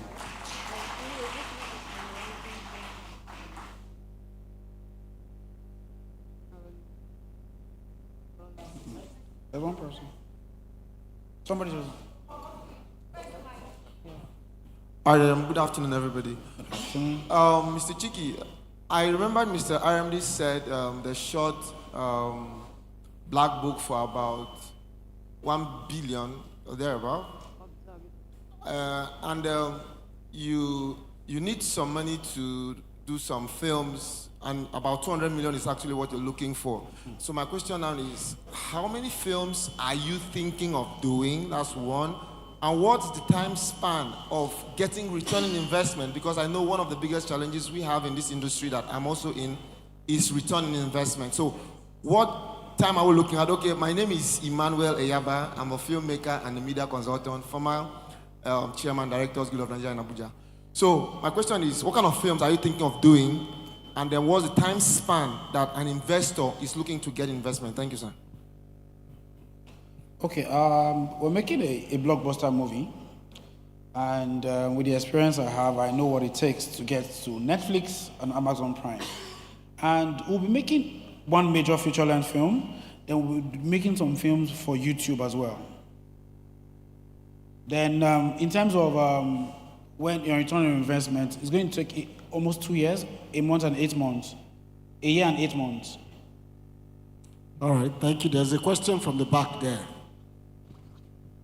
Yeah, I think someone a clarification on your reference to renter earlier. When we hear renter, those of us from diaspora, we are thinking of movie renter that is a dinosaur now. I believe you meant equipment renter. Could you clarify? Oh, sorry about that, but it's equipment rentals I'm talking about. Because in Nigeria today, one of the major issues is film equipment. There are things you want to do, but sometimes you don't have the right equipment. So that was why we want to go into proper film equipment. Thank you.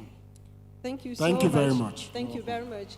And of course, the discussions continue even after this, where the networking continues. They are out here and they're still here. We can still, anybody who is interested in his company, he's still here. We can ask questions. I think for the next 3 days you'll be here, isn't it? Yes. So I will invite our interventionist to say something briefly.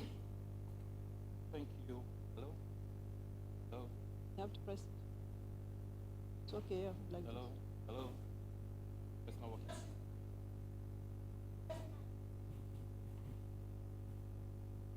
Hello? At the end, okay. Okay, so let's invite our next speaker, Mr. John Mark Mahenga from Extreme Visual Media Limited.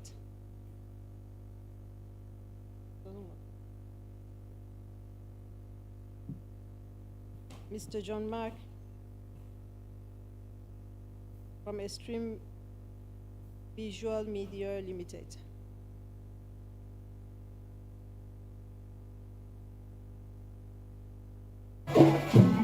You have 3 minutes to present your Good day, everyone. First of all, I want to say a big thank you to the whole NDIS team. I'm trying to get myself into order because I pitched here last year about a project that I needed investment and support to make a movie about the thief culture. And I got that support from the NDIS team, not just financial support. I got technical support, I got knowledge. I was put through a workshop for 6 months by Mr. Chike Uhofia, the director of African Film Festival, Silicon Valley. And it didn't just end at workshop. Even after the movie, I just finished filming 2 weeks ago. He's still following even down to this morning and want to know the progress. So I'm very grateful to the NDIC. I'm very grateful to our mom here, Honorable Abike Dabiri, for putting up this platform. So right now I'm here to show you how far, what we did on set. It was challenging. And then I'll show you what we did and then I'll tell you what my ask is. So media, can you just play me the behind the scenes from across the valley while we're shooting?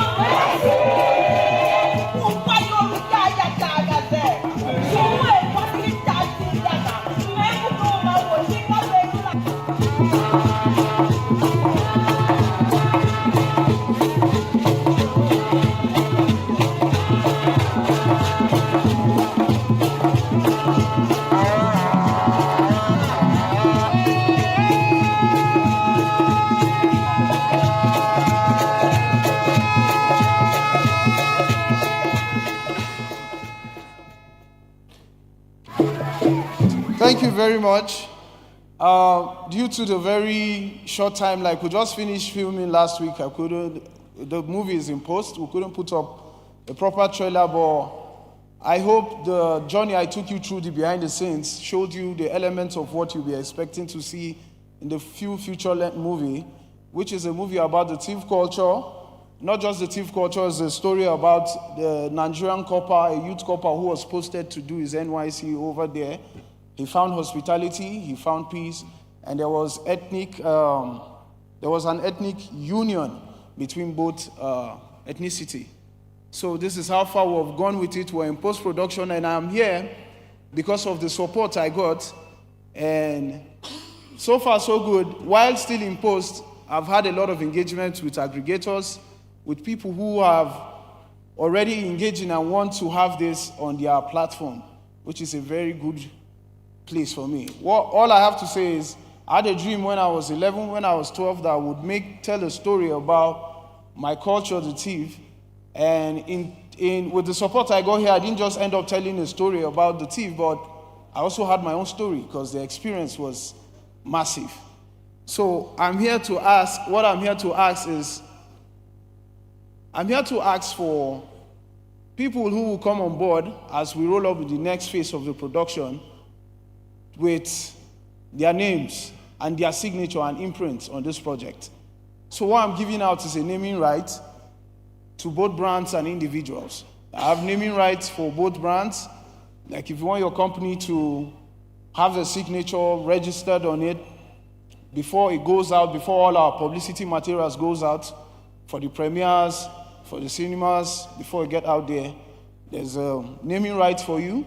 And also, there's also naming rights for individuals who also want to put their signature on this great thing that has happened to the Thief Nation, as either as an executive producer and as an associate producer. So what I'm giving out here is a naming right, and there are a lot of privileges that come with it, which is special appearance at all our premiere site, and your brand and your personality will be clearly and visibly represented in this project. So this is my ask here.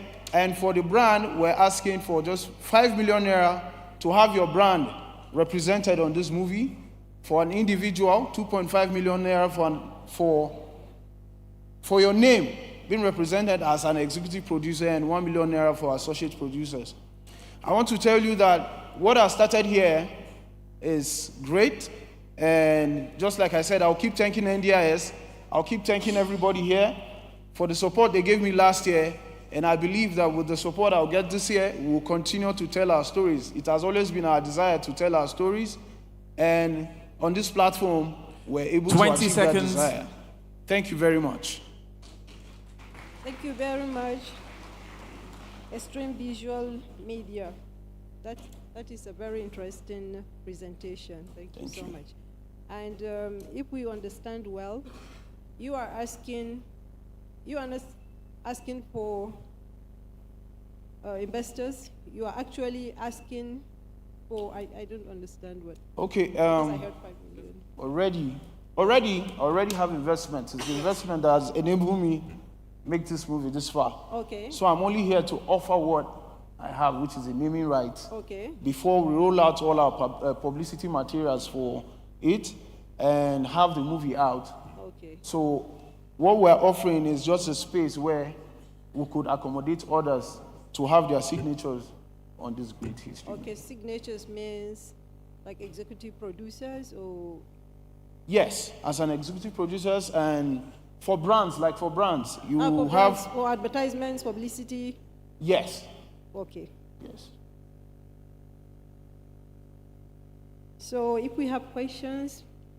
All right, we have questions here. Do we have any questions for... First question, Extreme Honorable Visual Tarab. Media? Thank you very much for that presentation. But what I would like to know is, are you sufficient? Because I want to know whether there is the need for you to require investors, or are you just looking for partnership? Does it mean if you didn't get such collaborations, you can still go your way? Because we need to know what's your valuation at the moment.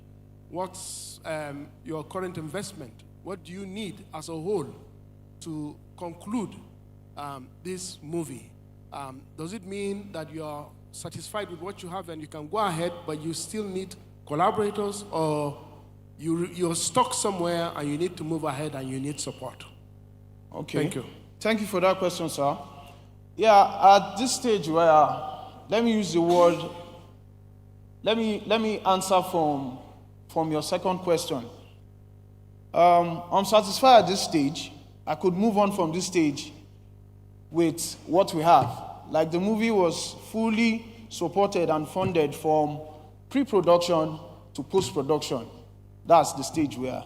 So even if I don't get collaboration, I can still go ahead and get the movie done and get it out.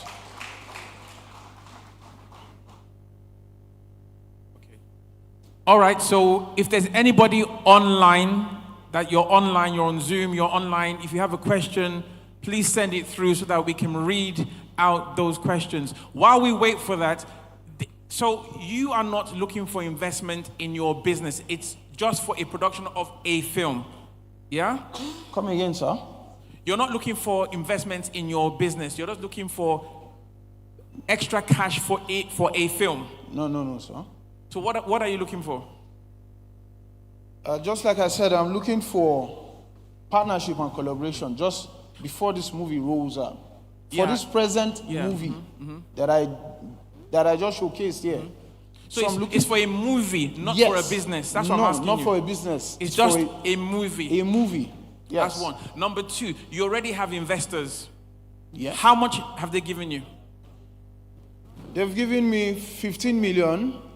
Right, and you've invested all of that in it? Yes. Yes. So what do you need this signature?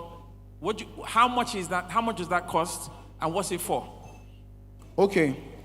Like I said, it's the first aspect, which is the brand naming right, which is about 5 million. I did this movie as an independent filmmaker.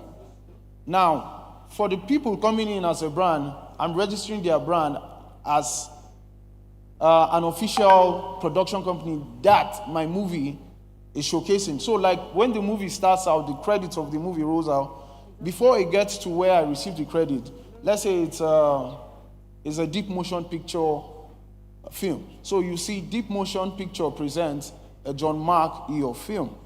So now that place for placement is vacant. Not really vacant. I can still go ahead with my brand, but it's an advert. It's an advert. Yes, it's an advert. It's not an investment, it's an advert. Yes, Thank you. Thank you. You want advertising. That's what I want to know. Okay, thank you. Okay. Thank you so much. If we don't have any further questions, we can go to the next picture. We have online comments. We have another online question. Okay. On Zoom. I'll bring the mic so you can read it out. No, I can't see them. George Online says, we at Diaspora Impact Television Corporation will be happy to stream your content on our streaming channel. www.diitv.com. Thank you, George. That's good news. Thank you very much. Thank you very much. NDIS, thank you. Thank you, the diaspora. Thank you, all Nigerians in diaspora. Thank you, everybody who is in this place. I would like to use this opportunity also to point out that We have brilliant young men with good creative ideas, good contents, good intentions, but from what I can observe is that they lack a bit of government support. Already, it is a good thing what NIDCOM is doing, bringing them out, but this is supposed to be more like a concern of a different ministry, but yet here we are with NIDCOM. I would really like to appeal to Nigerian government to come forward for us with infrastructures, and we will do the rest. We will bring in the investors and we will invest, but we would really like to see something in place, something in on the ground also, you know, a lot of things that will encourage investors from the government side. Thank you very much. We can go to the next picture. Okay, just can I Yes, have a minute? Yeah, go ahead. Please, before I leave here, I really want to take this opportunity to thank some people, especially that I want to mention their names, who made it possible for me to be here. First of all, I want to thank my big sister, my elder sister. First one, she's here. She's part of the NDIS team, Martha Iyo. She's back there. She's been doing a lot. She introduced me to Mrs. Marie and Dr. Badewa. I want to thank them also. Mrs. Marie has been a wonderful mother to me. Dr. Badewa also. All these people have given me support. And I also want to specially thank Mr. Chike and Dr. Garba Ali. We can't thank enough the organizers of this Okay, event. Attention, Chike is actually online. Ah, fantastic. Is he online right now?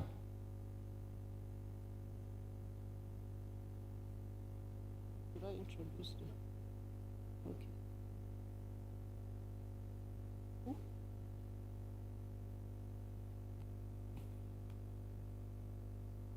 We have a question. I think Honorable wants to speak. Can you please pass the mic to her, the microphone?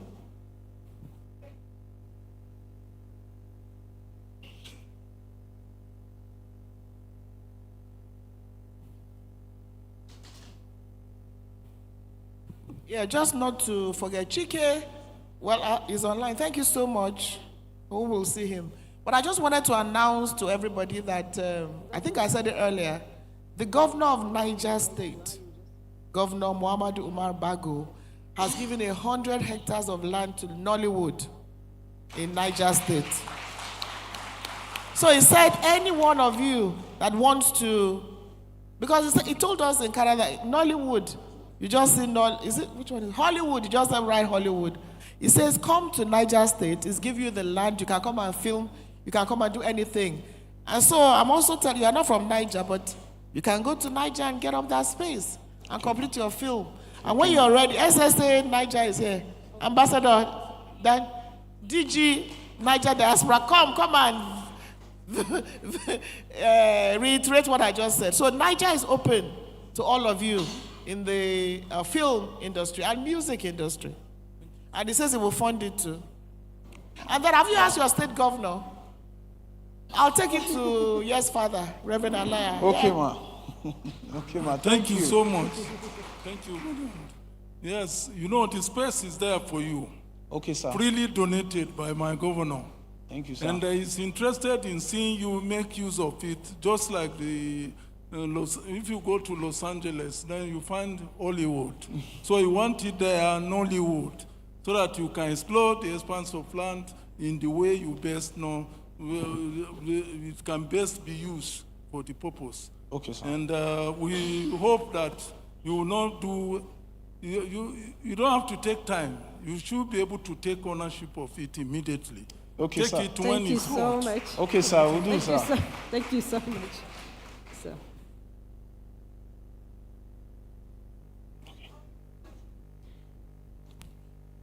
Is Chike still on the line? Does he have something to say? I think Chike was supposed to, yeah. Hello, Chike? Yes, Are you still online?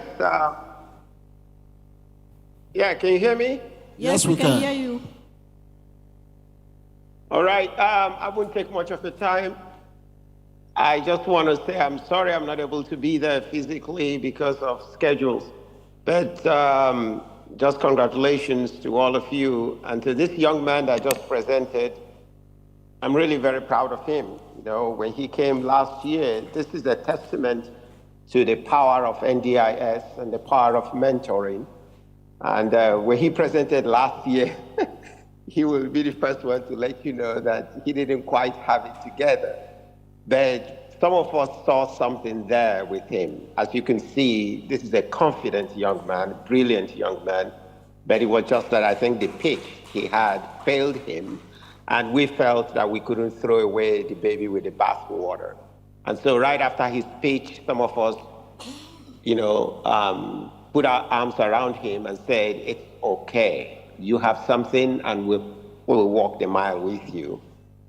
For almost a year now, I've been in meetings with him, mentoring him personally, and you know, with Dr. Garuba and the rest of the NDS team, and here you are 1 year later with a full-fledged feature film that promises to really be a landmark film. And now he has come back to testify to that effect, but also now confidently say, the film is done. And please, colleagues, come on board, put your name as associate producer, put your name as executive producer. And this is what filmmakers do. So now with this round of funding, you have your name in the light on the marquee of the film. But then it also helps him raise some more money in order to market the film, distribute the film, and those kinds of things. And so that's all I have to say. I'm extremely, extremely proud of this young man. And I encourage my colleagues to jump in. He's asking for 5 million naira, which is pretty much what some of you are going to spend tonight at dinner. So go ahead and surround this brother, and let's make a statement out of this. Thanks. Yeah. Thank you so much, Ike. That was very, very nice of you. And I think he has given us an idea. We don't have to invest. We could be mentors as well, which is not a bad thing, because here we can see a very successful story from last year's event. There's actually a question online. It's probably directed at the chairman CEO of NIDCOM. It says, is there an official channel to be able to guard against scammers, guard against diaspora from investment scammers? And I believe Honorable Abike Dabiri-Erewa, the chairman, will be able to answer that. The question is there an official channel for diasporan investors to be protected against scammers? We're just right about trying to set up an investment portal. We wanted to launch it at this Diaspora Day, but it's still not ready. But Mr. Lewis, yes, you're also part of the people setting it up. Yes. So, but what we do is still, we work with EFCC. EFCC has a desk. So if there are any issues, you come to us, we take it to EFCC. But we must have a portal that would, but I believe that before, well, don't let me say, by the first quarter of next year, it should be ready. So a portal where you want to invest, the young lady said, what you said, you are looking for this, put it there, and we put it together. We'll work with the gentleman who just spoke on the, as well as Amina and Biode Dominic. So we get a team together. It's something we hope we can do. Theodore, you have an answer? Yes. To yes. In addition to that, yes. In addition to that, just as we have said, all those people who want to engage from diaspora, please come through the right channel, like NIDCOM, like NDIS. Yes. These are the things that NIDCOM have put forward to be able to guard against anybody from falling victim of all the scammers. So go through the official channel of NIDCOM. So we'll keep reiterating that message that we are there for you. We are your empathy in Nigeria. So people still go through wrong channels and get into trouble, then run to us. So we keep reiterating that we are your embassy in Nigeria. Thank you. This is what we were talking about when we said the government should put in places favorable conditions for investors. This is one of the things. Excellent job. Thank you very much. You can come down. So now we can go to our next picture, Bob Olukoya, Diaspora Fund for Grassroots Sports, please.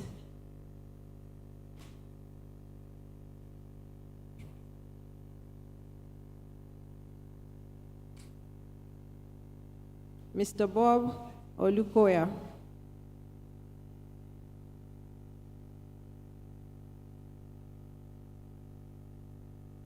Bob Olukoya. Is he here? Okay, so Okay. next person. We can move to the next one, and when he signal his presence, we can accommodate him. For now, we have Olupunto Pawohure, Chief. Is Chef Ponti's place? Round of applause. Olufunton. Olupunto. You have 3 minutes, and You have please 3 min- deliver you your have 3 pitch. minutes to pitch. The stage is yours. Thank you so much for this opportunity to pitch. I will stand on the existing protocols, and I'll also say a very big thank you to Honorable Abike Dabere. She's a woman like me, and so I'm happy. I hope you adopt me as a mentee. So I'm here to ask for 36 million naira. Over the years, I'm a self-trained chef, and I've cooked for 15 years, first as a volunteer, and I also moved on to encourage other young girls like me to do the same. So I've done seminars and awareness campaigns across the Southwest state. And so now I want to transition more people into the clean cooking awareness in order to lend our voice to the climate awareness that is going on around the world. We want everyone to stop using firewood to cook your bottom pot jollof. We want you to now begin to think about positive ways to do it better. And so we want to take this to the grassroots. We want everybody to know that the climate crises are real, and that as Nigerians, we must join the global stage to lend our voice to it. So across 774 local governments in Nigeria, 1 million naira per state, and also inclusive of collaborations with other clean cooking sensitization organizations and clean cook companies. I want investors, I want collaborators, and other people to not only bring money, we also look at networking, because after telling them about the clean cooking transition, we also help them to learn little healthy cooking skills that they can use to scale and get decent jobs for themselves as young girls and women. I'm very open to take questions at this point. Thank you. Any questions? Just raise your hand. Okay. 1, 2, 3. 1, 2, 3. I see you. Thank you very much. I love the fact that you're panning towards the climate. Of course, and that's a big conversation right now. The question I have is, you would want, the people in the rural communities that use the firewood, if you want them to stop using firewood, what's the replacement? Because you need to think about that. And I want you to tell me how you want to run that. Because if it's, for example, this is just an example, if you say start using gas, then the woman has to start thinking about how to fill the gas cylinder. They don't have gas stations near where they live. So what have you thought through that? I would like to know, what's the replacement, and how easy and how sustainable? That's my question. Thank you. Thank you so much for that question, and I'm even glad you asked. We don't want them to transition now. They will run into debt. Somebody who has not started feeding herself. We want sensitization for them to even be aware that there's climate crisis looming. Now it's not even more global warming. They say it's global burning, and so actions needs to be taken, and part of it is stakeholder engagement, sensitization, and this is why this awareness is very important. We want our secondary school students, we want our university girls, we want our women to know more. A lot is being done on advocacy and this climate awareness, but more needs to be done, and so my passion over the years, I've even taken courses in Cambridge, I've gotten scholarships from people, and I've taken courses, clean cooking awareness, sensitization, 2 courses, Paris Agreement and the law from Cambridge on scholarship. And so if I was able to do that as a young lady, I want more women to know that you don't even need to travel out to get this education that we need. Let's know it. Let's equip ourselves with knowledge.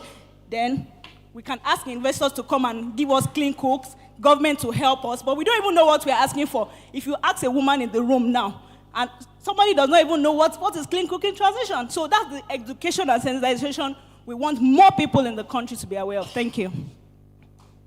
I love it. Second, can you just keep your hand up? We've got too many questions. We've got 1, 2, 3. Please keep your hands up. I'm going to go to this lady. And then yes, there. Thank you, sir. Good day, all. My name is Ade Adedeji. I am an entrepreneur and a farmer. My question to you first, that well done, you're doing a Goodwill. I am a climate changer campaign person too. But my question to you now is that you are looking for 36 million investor. No, ma. What? 36 million naira. What? And for what? For clean cooking awareness sensitization across the 36 states from Chef Funti's place. I said I'm a self-trained chef. Yes. So in acknowledging this knowledge gap, I have over the years trained myself, I've over the years used my own money to do awareness and these lessons. So I think that more can be done. Is why I'm now coming out and asking for more help. NCCC is doing a lot. So that's why I said not only money, collaborations. I could be a resource person. I know this thing. And so I want to join force with people who know it. There's climate crisis. What are we doing? That's what I'm stirring up in those young women. Thank you. My sister, yes, I understand all your contribution points. But this 36 million, yes, ma'am, you are looking for, you want them to support you with. Yes, is it for free? Or you want people to invest in you with that money? If you are looking for free, then it's a grant. Let them know. If you say you are looking for 36 million, for now, for women, is a big money. Thank you so much, ma. So this is Chef Funti's clarify that point. Okay, ma. Like I said, Chef Funti's place is registered. She is looking for investment so that she can actually do more. Well, so she can actually do the do more because my pictures have the fact that we have done some. Yes, to actually create the awareness to people. Awareness across the 774 local governments. Yeah, yes, 1 million per state. That and it can order in the house. Yes. Order in the house. Let's hear from our presenter. Please go on. Thank you so much. So I said it's not only if my slides can be brought up again. Not only money. Money is very important because 1 million naira for each state will take care of the participants coming together, the training time we will give them. I've taught a lady how to make puff-puff. And I'll tell you now, in the last 5 years, she has used that to support her family. So it's not even only maybe return on investment or the 1 million naira that is the major thing. For instance, I'm open to networking, to join force with some other organizations who see us as a resource material to be able to do more sensitization. So money is just part of it. Yes. It's not the only thing. Thank you. Olufunton, yes. So you are stirring up the room.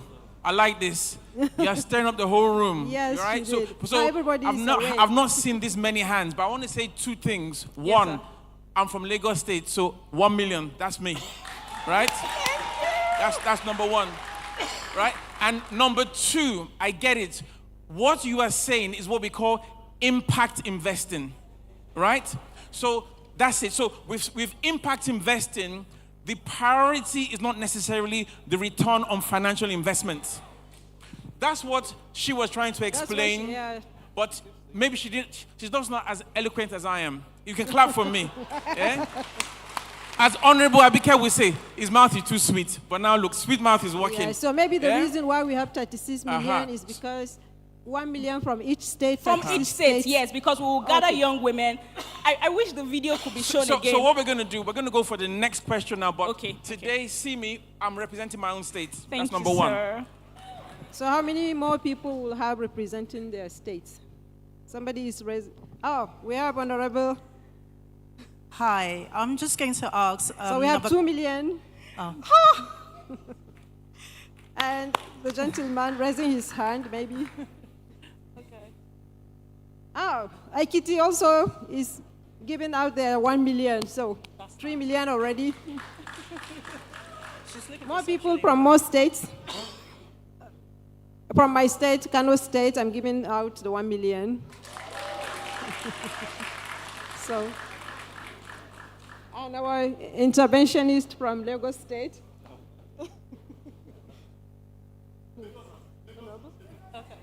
Lagos, okay, it's been, okay. So Lagos also, we have Lagos State already chip in.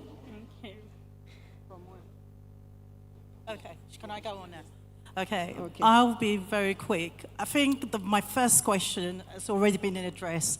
The second question is, how do we get involved with your project?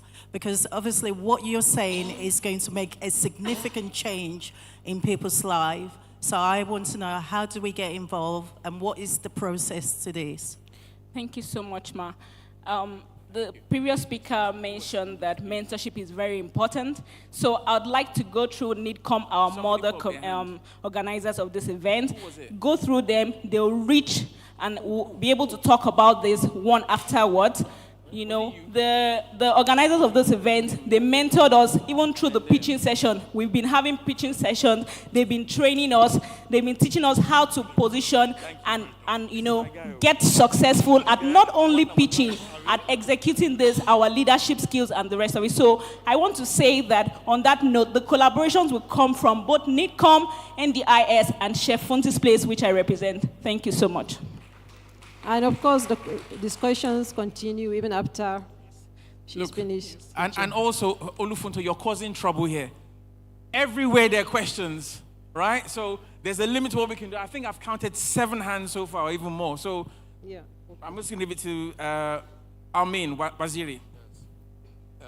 What you're doing is actually good and lovely, but we would like to know, what are the alternative sources that you're looking at? Please say that again. Thank you. Alternative sources. If you say stop using firewood, what's the alternative sources? Are you saying, is it CNG they are going to using firewood? Are you going to be around for the Lagos training? You would unlock that at that training. Somebody has already paid for Lagos training. I would advise you to come for that training as well, because it's not me teaching alone. Equipped people are coming to give us knowledge about this topic. Please join the one in your state and look out for us. Thank you. Okay, I'm trying to interpret here. Olufunto, yes, I sir. understand. This is why you're getting these voices. Yes. There's a way you're answering that people are not understanding. What he's saying is, if Mama in the village stops using wood, yes, what should she use to cook? He just wants to hear that. And I get what you're saying. You should come to the training. Yes. But that's not what he wants to hear. He wants to hear know a soft answer, what he will use. something tangible. Thank That's you what he very wants much. to hear. Yeah. Instead of using firewood, you can use the cooking gas. Yes. There are organizations that we have partnered with that have sensitized us on how to use. One organization is, I'm not advertising for them, but Peace Stove. Peace Stove even has a payment plan from their organization. Exactly. Once you stop paying, they can turn it off from their office. They stop, you will not be able to use the gas. SOSI initiative can give you an alternative or cooking stove, and you can pay in installments. So they have a bundle of affordable substitutions. That's why I said come to the training. There, you know, it depends on the kid. Maybe a market woman, we know what to give her. Somebody who is maybe a government official, we know that you can afford a level of instrumental payment of a cooking gas.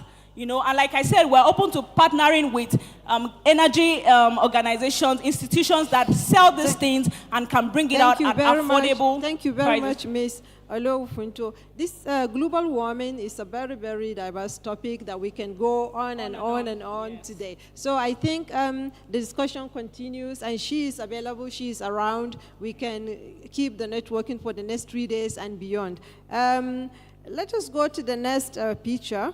Mr. Sorry? Yeah, go ahead. Go ahead. She wants to just, make her closing remarks. I want to say a very big thank you to the organizers of this event again, because this is a platform that will impact the future generation. I want to say thank you to Honorable Abike Dabiri. Thank you. Please help me celebrate her, please, with a clap offering, yes. Thank you so much. I'll take a bow. Thank you. Thank you so Thank much. you. Thank you so much. That's a very interesting topic and a topic that we can keep talking about. I mean, it's about our world at the end of the day. So before our next picture, our interventionist can make a little remarks about the three pictures so we don't accumulate. All right. Hello. Yes, I'll just talk about the three, pitch startups or companies. So I'll start with her. I would be sincere that she used her passion very well here, and that's probably what got her support.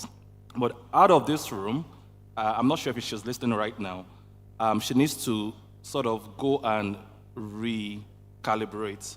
Because what she came here to do really was to sell an NGO, not a company. No, that's number one. And if you listen to her statement, everything she kept saying was sensitization, capacity building, advocacy. None of those things are business terms. So out of this room, I'm thankful for Honorable Dabiri and everyone who has raised their hands to support. But in terms of sustainability, beyond this room, even the impact investors will ask you more questions that you try to avoid here. They will ask you questions around your financial model, because even when people give you 1 million, I'm not sure how 1 million is able to support many women in any state using renewable energy right now. And so in terms of scalability of what you want to do, you want to be able to critically ask those questions. I think that's the same question also that has to do with Chiki Films. I think for him, he also came to make a film presentation here, and I see a difference. Creatives are not business people. So everything that has to do with financial investment, money, valuation of the company, he could not really answer. Very good idea, very good business, very good production, but I would advise you as a founder, go and search for a finance person in your team. You don't have to be the sole person who is a producer thinking about investment. Every creative has a strength.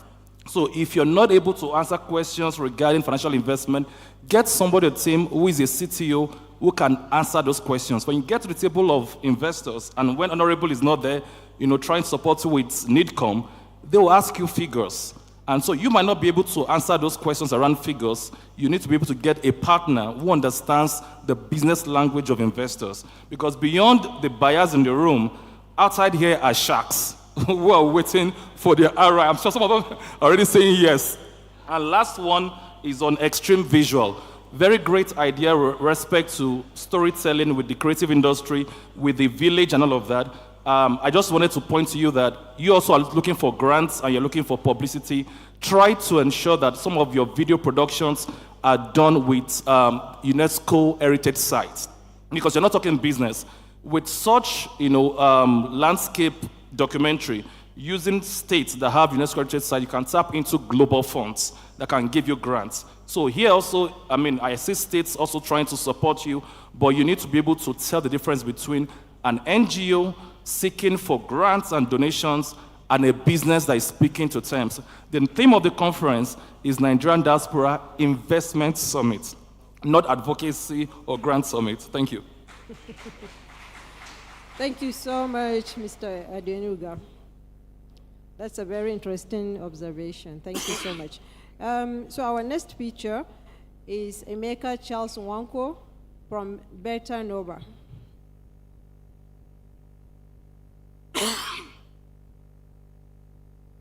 Mr. Emeka Charles Nwanko.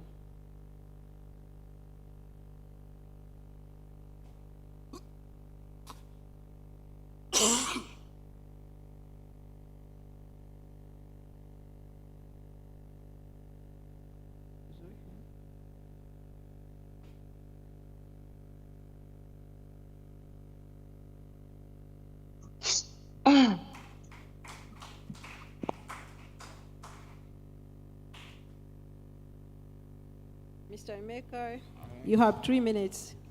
All right, thank you. For your presentation. Thank you. Good day, everyone. And permit me to stand on every existing protocol. Before I begin, I would like to say thank you to everyone here, the diaspora, for coming back to be an agent of change. My name is Emeka Nwanko, and I am the founder and CEO of Beta Nova. a fashion industry based in Nigeria, Abuja here, and we are focused on turning discarded fabrics into high fashion apparels. So we have been in existence since 2017. We have been in existence since 2021, May 17th, and over time, we've made so much efforts through our initiatives and our creativity, trying to, more importantly,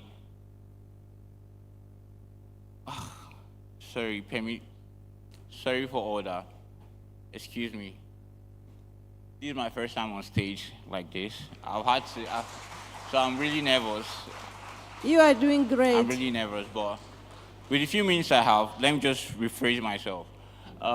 We are focused. Don't worry, we are focused. I'll use passion right now. So we're focused on turning discarded fabrics into high-end quality fashion. The idea is to help join the fight to solve climate change, where we don't have to really discard your fabrics, but you can also, we are creating like a second value chain for discarded fabric. Like, you don't have to discard them, and in a situation where maybe you want to give them out to someone, and you don't want to give exactly that same idea back to the person, because it might look like, yes, you just used it and then you're just giving it away. You can bring it over to us, and then we can tweak it, turn it over to something really, really new. You understand? And then it gives like a second value for you to just bring it back into the market. There's a whole lot of investment opportunities and a whole lot of financial gains that could come out of this. And that's what I'm actually offering to you, that through my company, you can actually share or partake in that profit sector of the fashion industry. So I hear right now, I'd like to welcome questions. Thank you very much. Thank you so much. That is another recycling and sustainability business. Fashion, turning used materials into new materials. That is very, very innovative. Do we have questions for Mr. Emeka, Charles? There are hands raised. Can we get the microphone to them, please? Yes, we do. So we see this gentleman first. And so who was the second person? I saw another hand. One person and two. 1, 2. Thank you very much. My name is Professor John Osongwa. I am a climate change expert.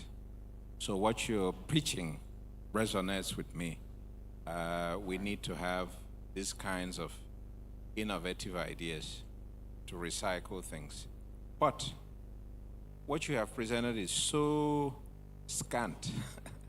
It doesn't give the meat. You take old clothes, you repurpose them, you recycle them. In the business pitch, you didn't go into how long you've been doing this, whether you're actually making money with it or is a social enterprise, what your projections are. You didn't even go into what you actually produce with the used clothes. Is it just clothes washed and repurposed, or are you creating new products from what you have? So just give us a little bit more. But I like what you're doing. That's what we need. Thank you. So you can give us a little bit of details about what you do. Mr. Emeka, can you answer the question he just asked? Yeah, I did. Thank you. First of all, before the moderators will actually ask me, I'm asking for an investment sum of 15 million naira in exchange for 20% equity in the business. Now, back to the question. The business actually generates 6 to 10 million naira annually for now. And what we do with the fabrics is that it's not just fabric that we recollect. Also printing materials like the flex the flock material that they use for printing as well. When you go to UTC Area 10, I believe everybody should know that location. You see that most of the flex and the fabrics are also cut out of there. This can actually be used for any other purpose. Now I can take like any shirt, like this shirt I'm putting on right now. Once I'm done with it, not this whole piece is done with, but I could easily cut out this arm right now, and then I could use it in place of a pocket on a pants or whatever. So that's like the second value chain I'm creating right here, right, with my brand. It's 35% of the company of our creativity is only dedicated to that aspect. So that does also give room for a whole new creation to come in place in the company. So I don't know if I answered your question correctly. Does that answer your question, sir? Okay, yes, of course, the discussion can continue. We have 3 more days and beyond that as well. You want to ask a question? The microphone, please. Go ahead. Okay. All right. Good afternoon, everyone. Great job you're doing. It's not easy to be an entrepreneur at this time, so you're doing well, and then your stage well as well. So my question was almost what he asked, because I wanted to know your model for operating your business. So in terms of collecting this, let's say, waste, this old clothes, how do you do that? How do you collect this old materials to recycle? 1, that's 2. You didn't mention your financials because nothing about it was mentioned. So I think that's what investors will like to hear. What do you need now? Why are you here? Thank you. Okay. How will we collect these fabrics?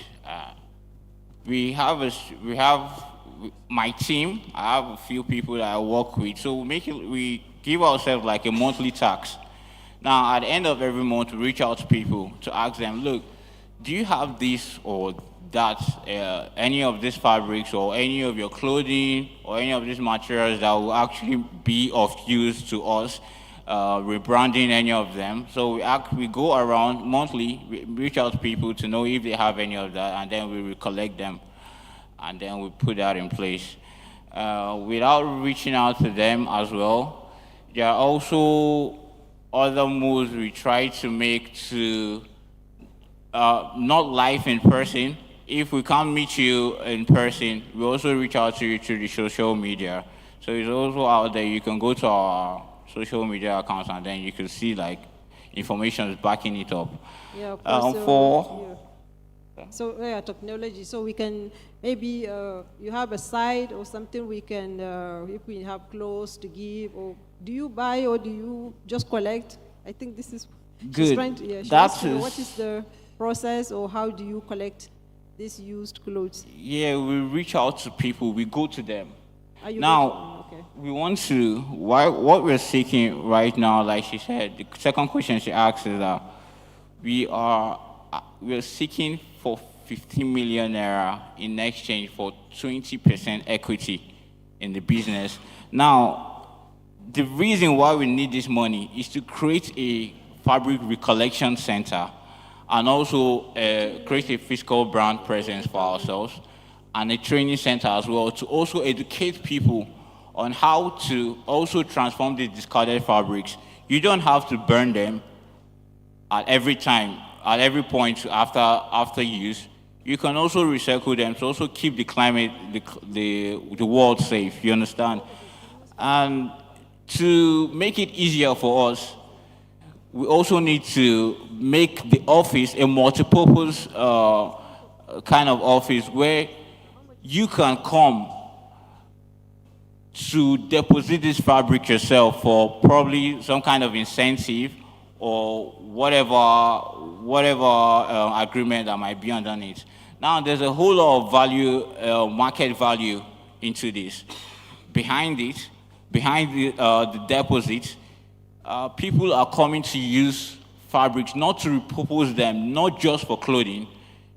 wallpapers, you know, the chairs you're sitting on right now, your shoes, you know. So there are a whole lot of things you can use discarded fabrics for, not just bringing them back, because I know that a whole lot of high-class personnel here might not want to buy an already used fabric. So but Mr. then you can introduce it back to them. So, Mr. in other Emeka, form. if I get this correct, you are asking for 15 million for 25%? Yes, for 20%, sorry. For 20% of your company. Did you tell us how much your company is worth? The company is worth 75 million naira. 75 million naira. Yes. Okay.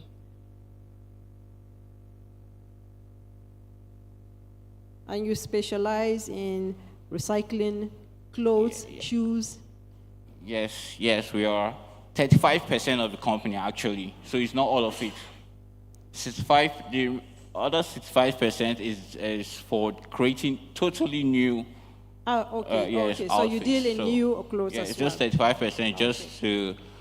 It's an effort for us to join in the climate and the fight against climate change. Yes. Yeah. Can we? Yes. Go ahead. The interventionist would like to make a comment. Yeah, I think you're solving many problems in one: wastage, pollution. So just one simple question: What you're wearing, is it from your brand? This is my brand, actually. So this is recycled. You didn't Yeah, this is mention. my brand, and there's an inscription at my back, at the back of my shirt, and it's like a true story. I'm a true believer of someone who, I work with this quote: if you leave the hood, make sure you leave the door open, and that's make sure you leave foot marks. That once you become a successful person through a particular idea, make sure there are other people you're bringing out of the hood with you through that your particular idea. So there's an inscription at my back which I'll turn quickly for you to read. Maybe you can turn around so we can see it clearly. Exactly. I think it's beautiful. Rag to riches. That's a good one. Thank you so much, Mr. Emeka. You are doing a good job here. Thank you so much. And the discussion will continue. Because of time, I think we would like to move on to the next feature. Thank you so much. That's a brilliant. Sorry, yes, go ahead. Just one last Yes, thing. go ahead. The man being a whole lot of people have talked about here, Mr. Chike Wonfia. I don't know, he's a saint, I don't know. He is the one who actually gave me like the first boost for my business. And that was a couple of years ago. And up to now, he's been with me. So I would like to just give him like a special regards, and yeah, it's someone that you people should also look out for. Thank you very much. Thank you so much. Our next speaker is Destiny Omon, Nollywood Ghana chapter. Destiny Omon from Nollywood Ghana chapter, please come to the stage. Thank you.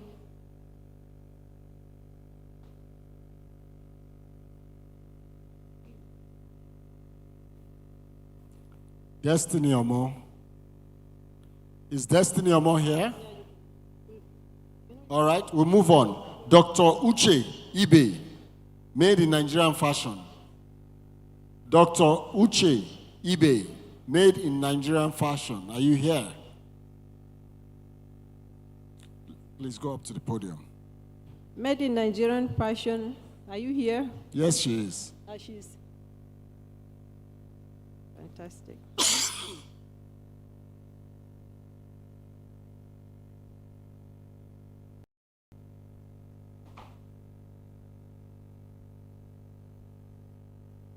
Welcome, madam.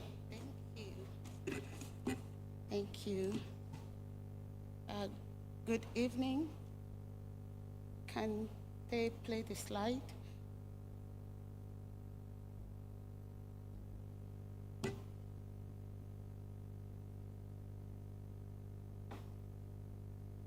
Slide, please.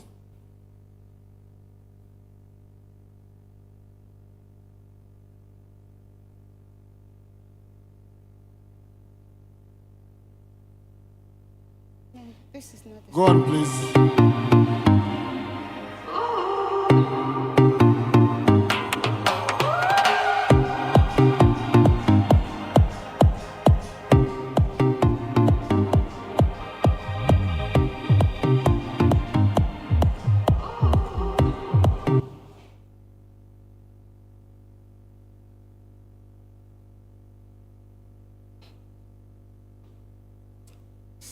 think Go we're on, having, please. I think we're having a little bit of a technical problem or something.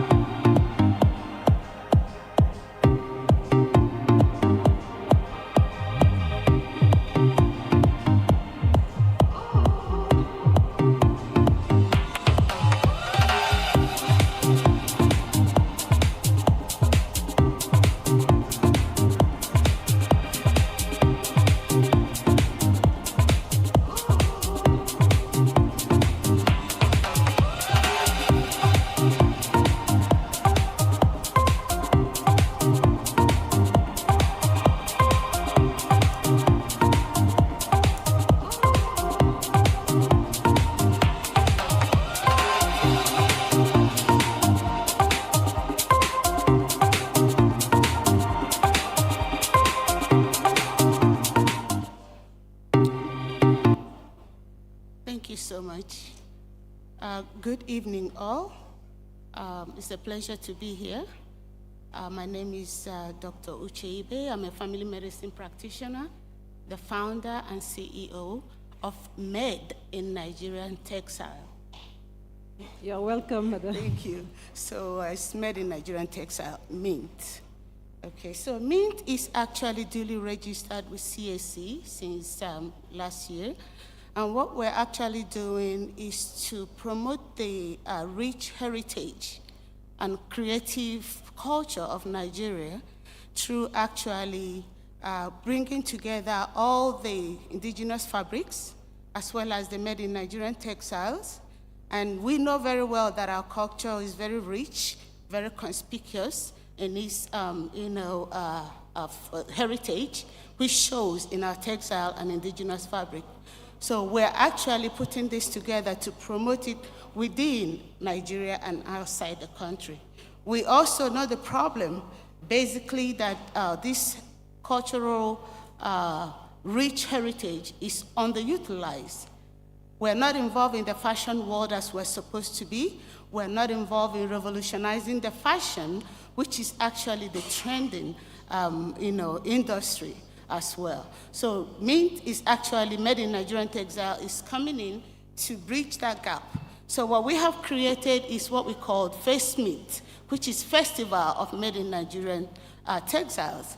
And this is a festival that we do within Nigeria and outside Nigeria. I am a diasporan myself, so we do it in Nigeria and outside Nigeria. The Festival of Made in Nigeria Acts comes with exhibition and also pageantry. And then we have a fashion house, which is the MINT clothing line that we are creating. And you could see some of those that we just had. Sorry, I just left my slide and started talking. Sorry, so go to the next one. So the MINT brand is actually closing the gap. And what we're doing in that is to produce the design to export outside Nigeria. So I'm here to request for 500,000 USD. And that will actually help. This is actually an angel investor. That's what we're looking for, to establish the fashion house, scale up production, as well as marketing efforts, and expand our team. Our return on investment, we have 3 categories. So the first tier is 500,000. If you invest that, that will be a 25% return on investment for 5 consecutive years, with another 1% equity for every 500. So the other one is a 300,000 USD, and that is also 20% for 5 consecutive years. And then the last tier is the 100 to 200, and that one is actually annual 15%. So basically, MINT have done a little bit of our research. Please go to the next slide. And we have an estimated 1 billion naira, $1 billion in our market size, and growth is about 15% annually. And we have a unique selling point, which is the 100% authentic made in Nigerian fabrics, We also have the specialty stores that we're working with in the US. We're already contacting some of them, Target and the rest of some of these stores, to actually have our clothing line in the market in the US. As well as job creation, we will also help contribute and promoting the culture of Nigeria as well. So to the next slide, please. So the marketing strategy, we plan online visibility, so we'll be investing so much on that. And just like I mentioned, we have about 10 stores that will be putting our clothing line in the stores, and also work with some influencers as well. So this is just to call for action. And if you invest in Mint, you'll be part of the revolutionary measures in the clothing industry for Africa. Thank you so much. Thank you so much. Any questions?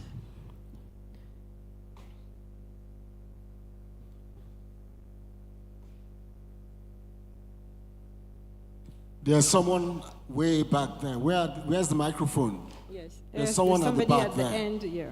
Please That come way, and pass the at the microphone end. to her.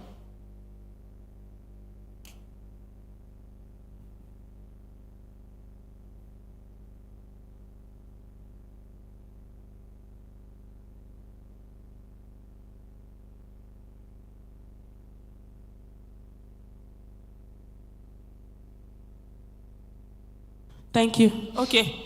My name is Adejokela Sisi. Beautiful presentation, ma.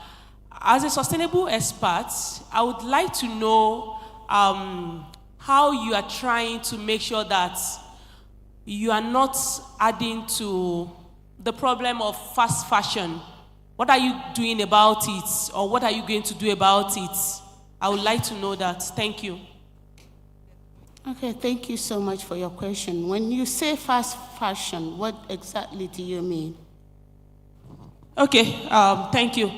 So, last few months, there was an article in the UK by the recyclers, people that recycle textile waste, and they were like, they can't really handle the number of the cloths anymore to recycle it because of the way people consume. Like, not eating, I'm talking about fashion now, the dresses, the way people buy. Like, some people just wear clothes once. So what are you doing about that? Are you making sure that your clients, like probably there's a repair place whereby you tell them that if their cloth has some issues or something, you can help them repair it? Or when they just use it and has a problem, you just sell another one for them? And you understand what I'm trying to say? Like, okay. Fast. Okay, thank you so much. I know the clothing industry, actually, when I have a problem with my clothes, I go to my tailor. We're actually trying to establish a fashion house where the clothing will be actually produced, made, and sold in the stores and outside the country and in department stores. So we're not handling used materials, or we're not repairing your clothes when it's damaged, because we are online, marketing strategy. That's what we have. Thank you. Does that answer your question? Thank you so much. Any more questions for Madam? So it's just a comment on the fast fashion comment. Because I could relate it with what we did also for the lady that talked about the climate thing. And I really think this is what I think, that it's more of awareness. Because you see some that will say, I only wear my clothes once. There are people like that. They pride in doing so. They don't even want to sew, or if anything hooks it somewhere, they rather throw it away. So I think it's about I think it's more of awareness. That's my thought about that question. Okay. But for you, Matt, I see that you do quite a lot.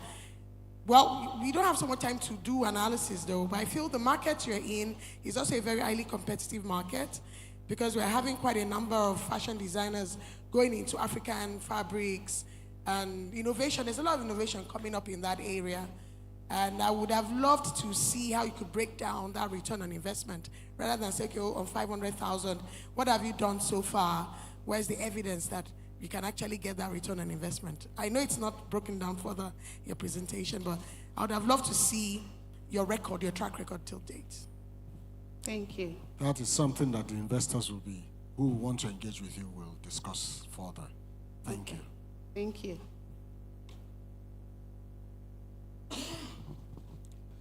Moderator. Sorry, I didn't see addresses for the younger generation and children. And when you look at the high population of, this strata of people, you discover that the turnover of the clothes they wear, they are more than the elders. So are you considering that constituency? Thank you. Okay, fashion is trending, and people will continue to buy clothes. So what we're trying to do is actually encourage the young ones and even the older ones to actually support the creative economy. And basically what we're trying to do, in the country now, outside the country, China is producing our materials. China is producing Ankara. Now Ghana is producing Adire, and they're sold on eBay, they're sold in Alibaba. They're all over the place. People will continue to buy clothing as long as they live. So what we're trying to do is to be a part of that fashion industry so that we can promote our own heritage, which is very creative, our culture and our indigenous fabrics. So that's basically what Mint is trying to do. Thank you so much. Does that answer the gentleman's question?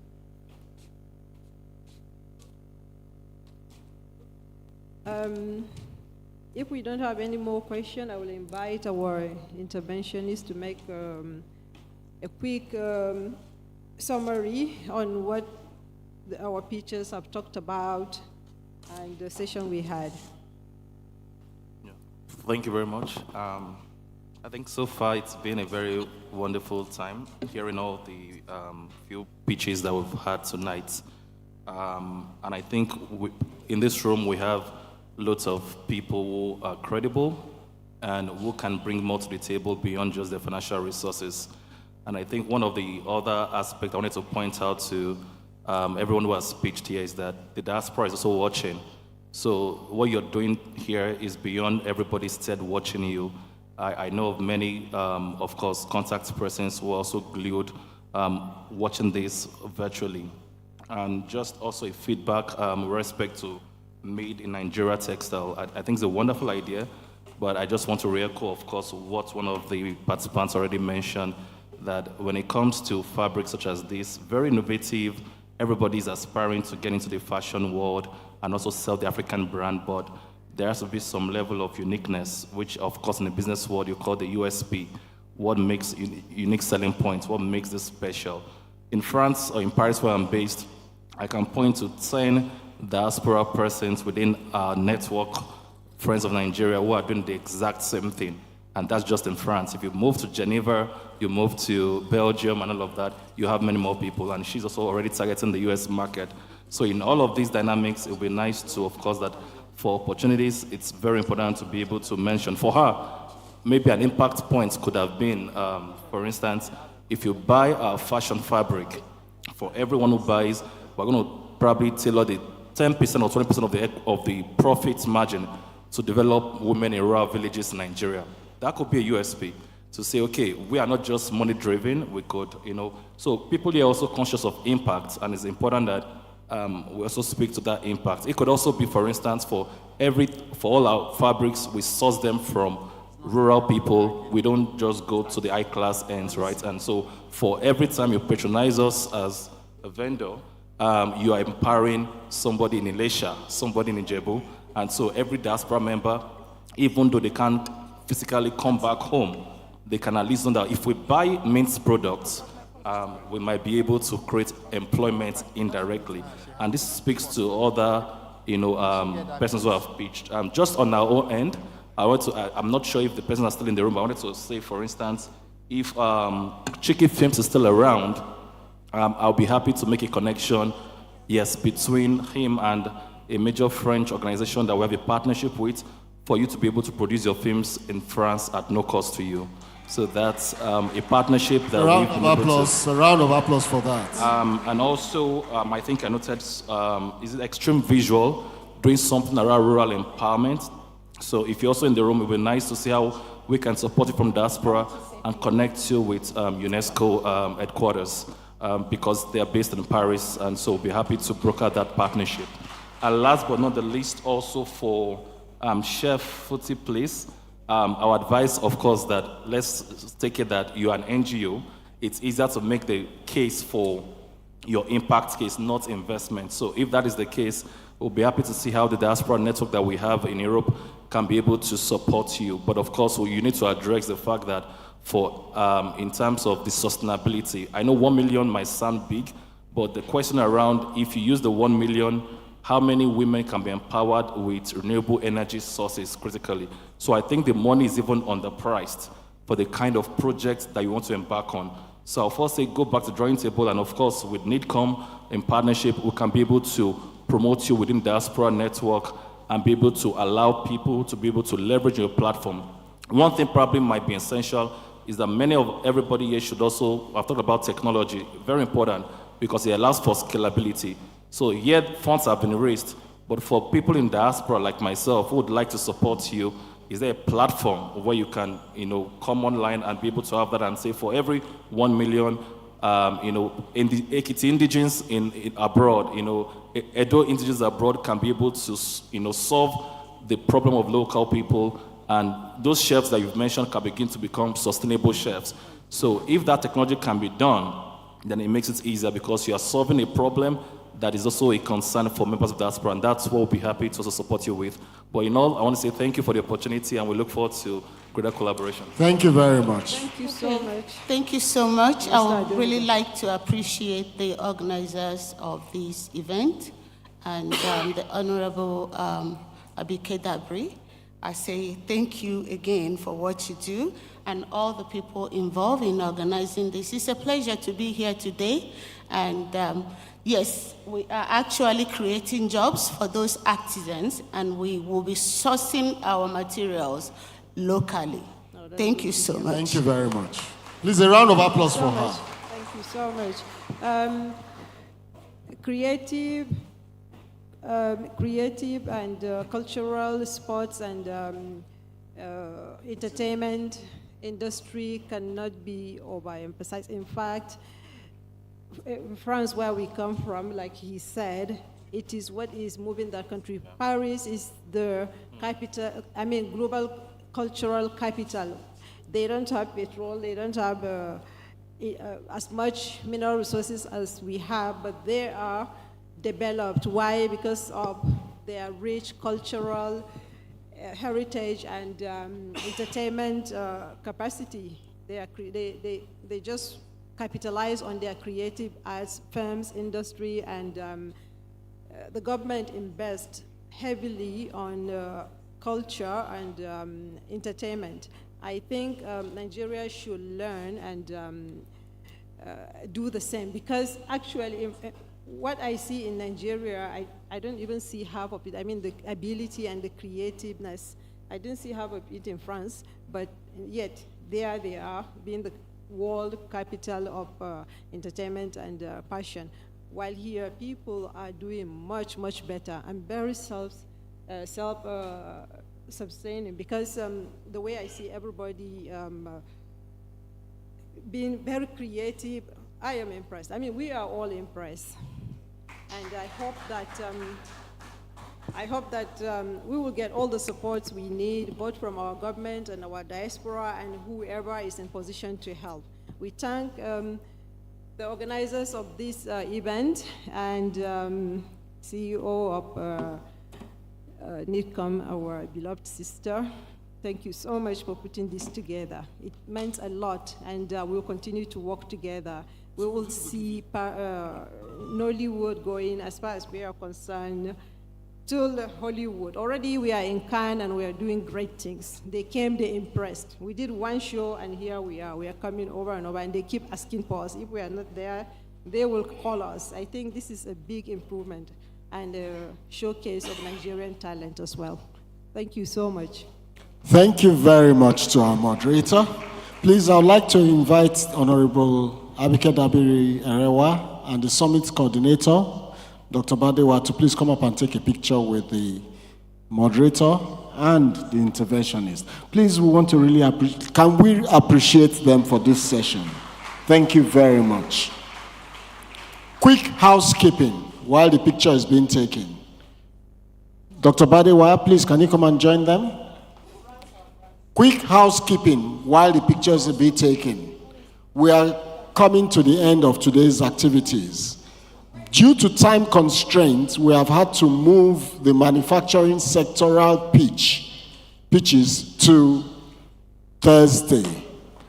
Manufacturing will pitch on Thursday, not today, because we have run out of time today.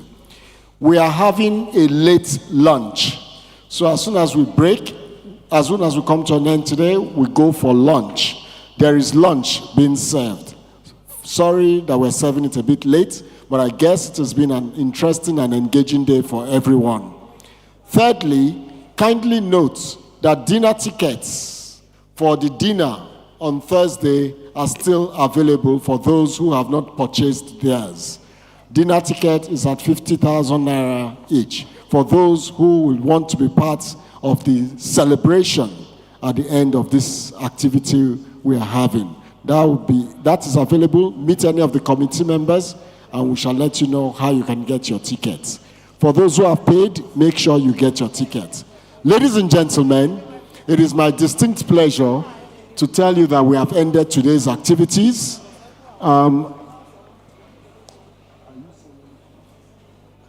It's our distinct pleasure to end today's activities, and we invite you to join us for lunch. Lunch is served. Thank you. Dinner is served. Dinner is served. Lunch, late lunch. You to go and eat.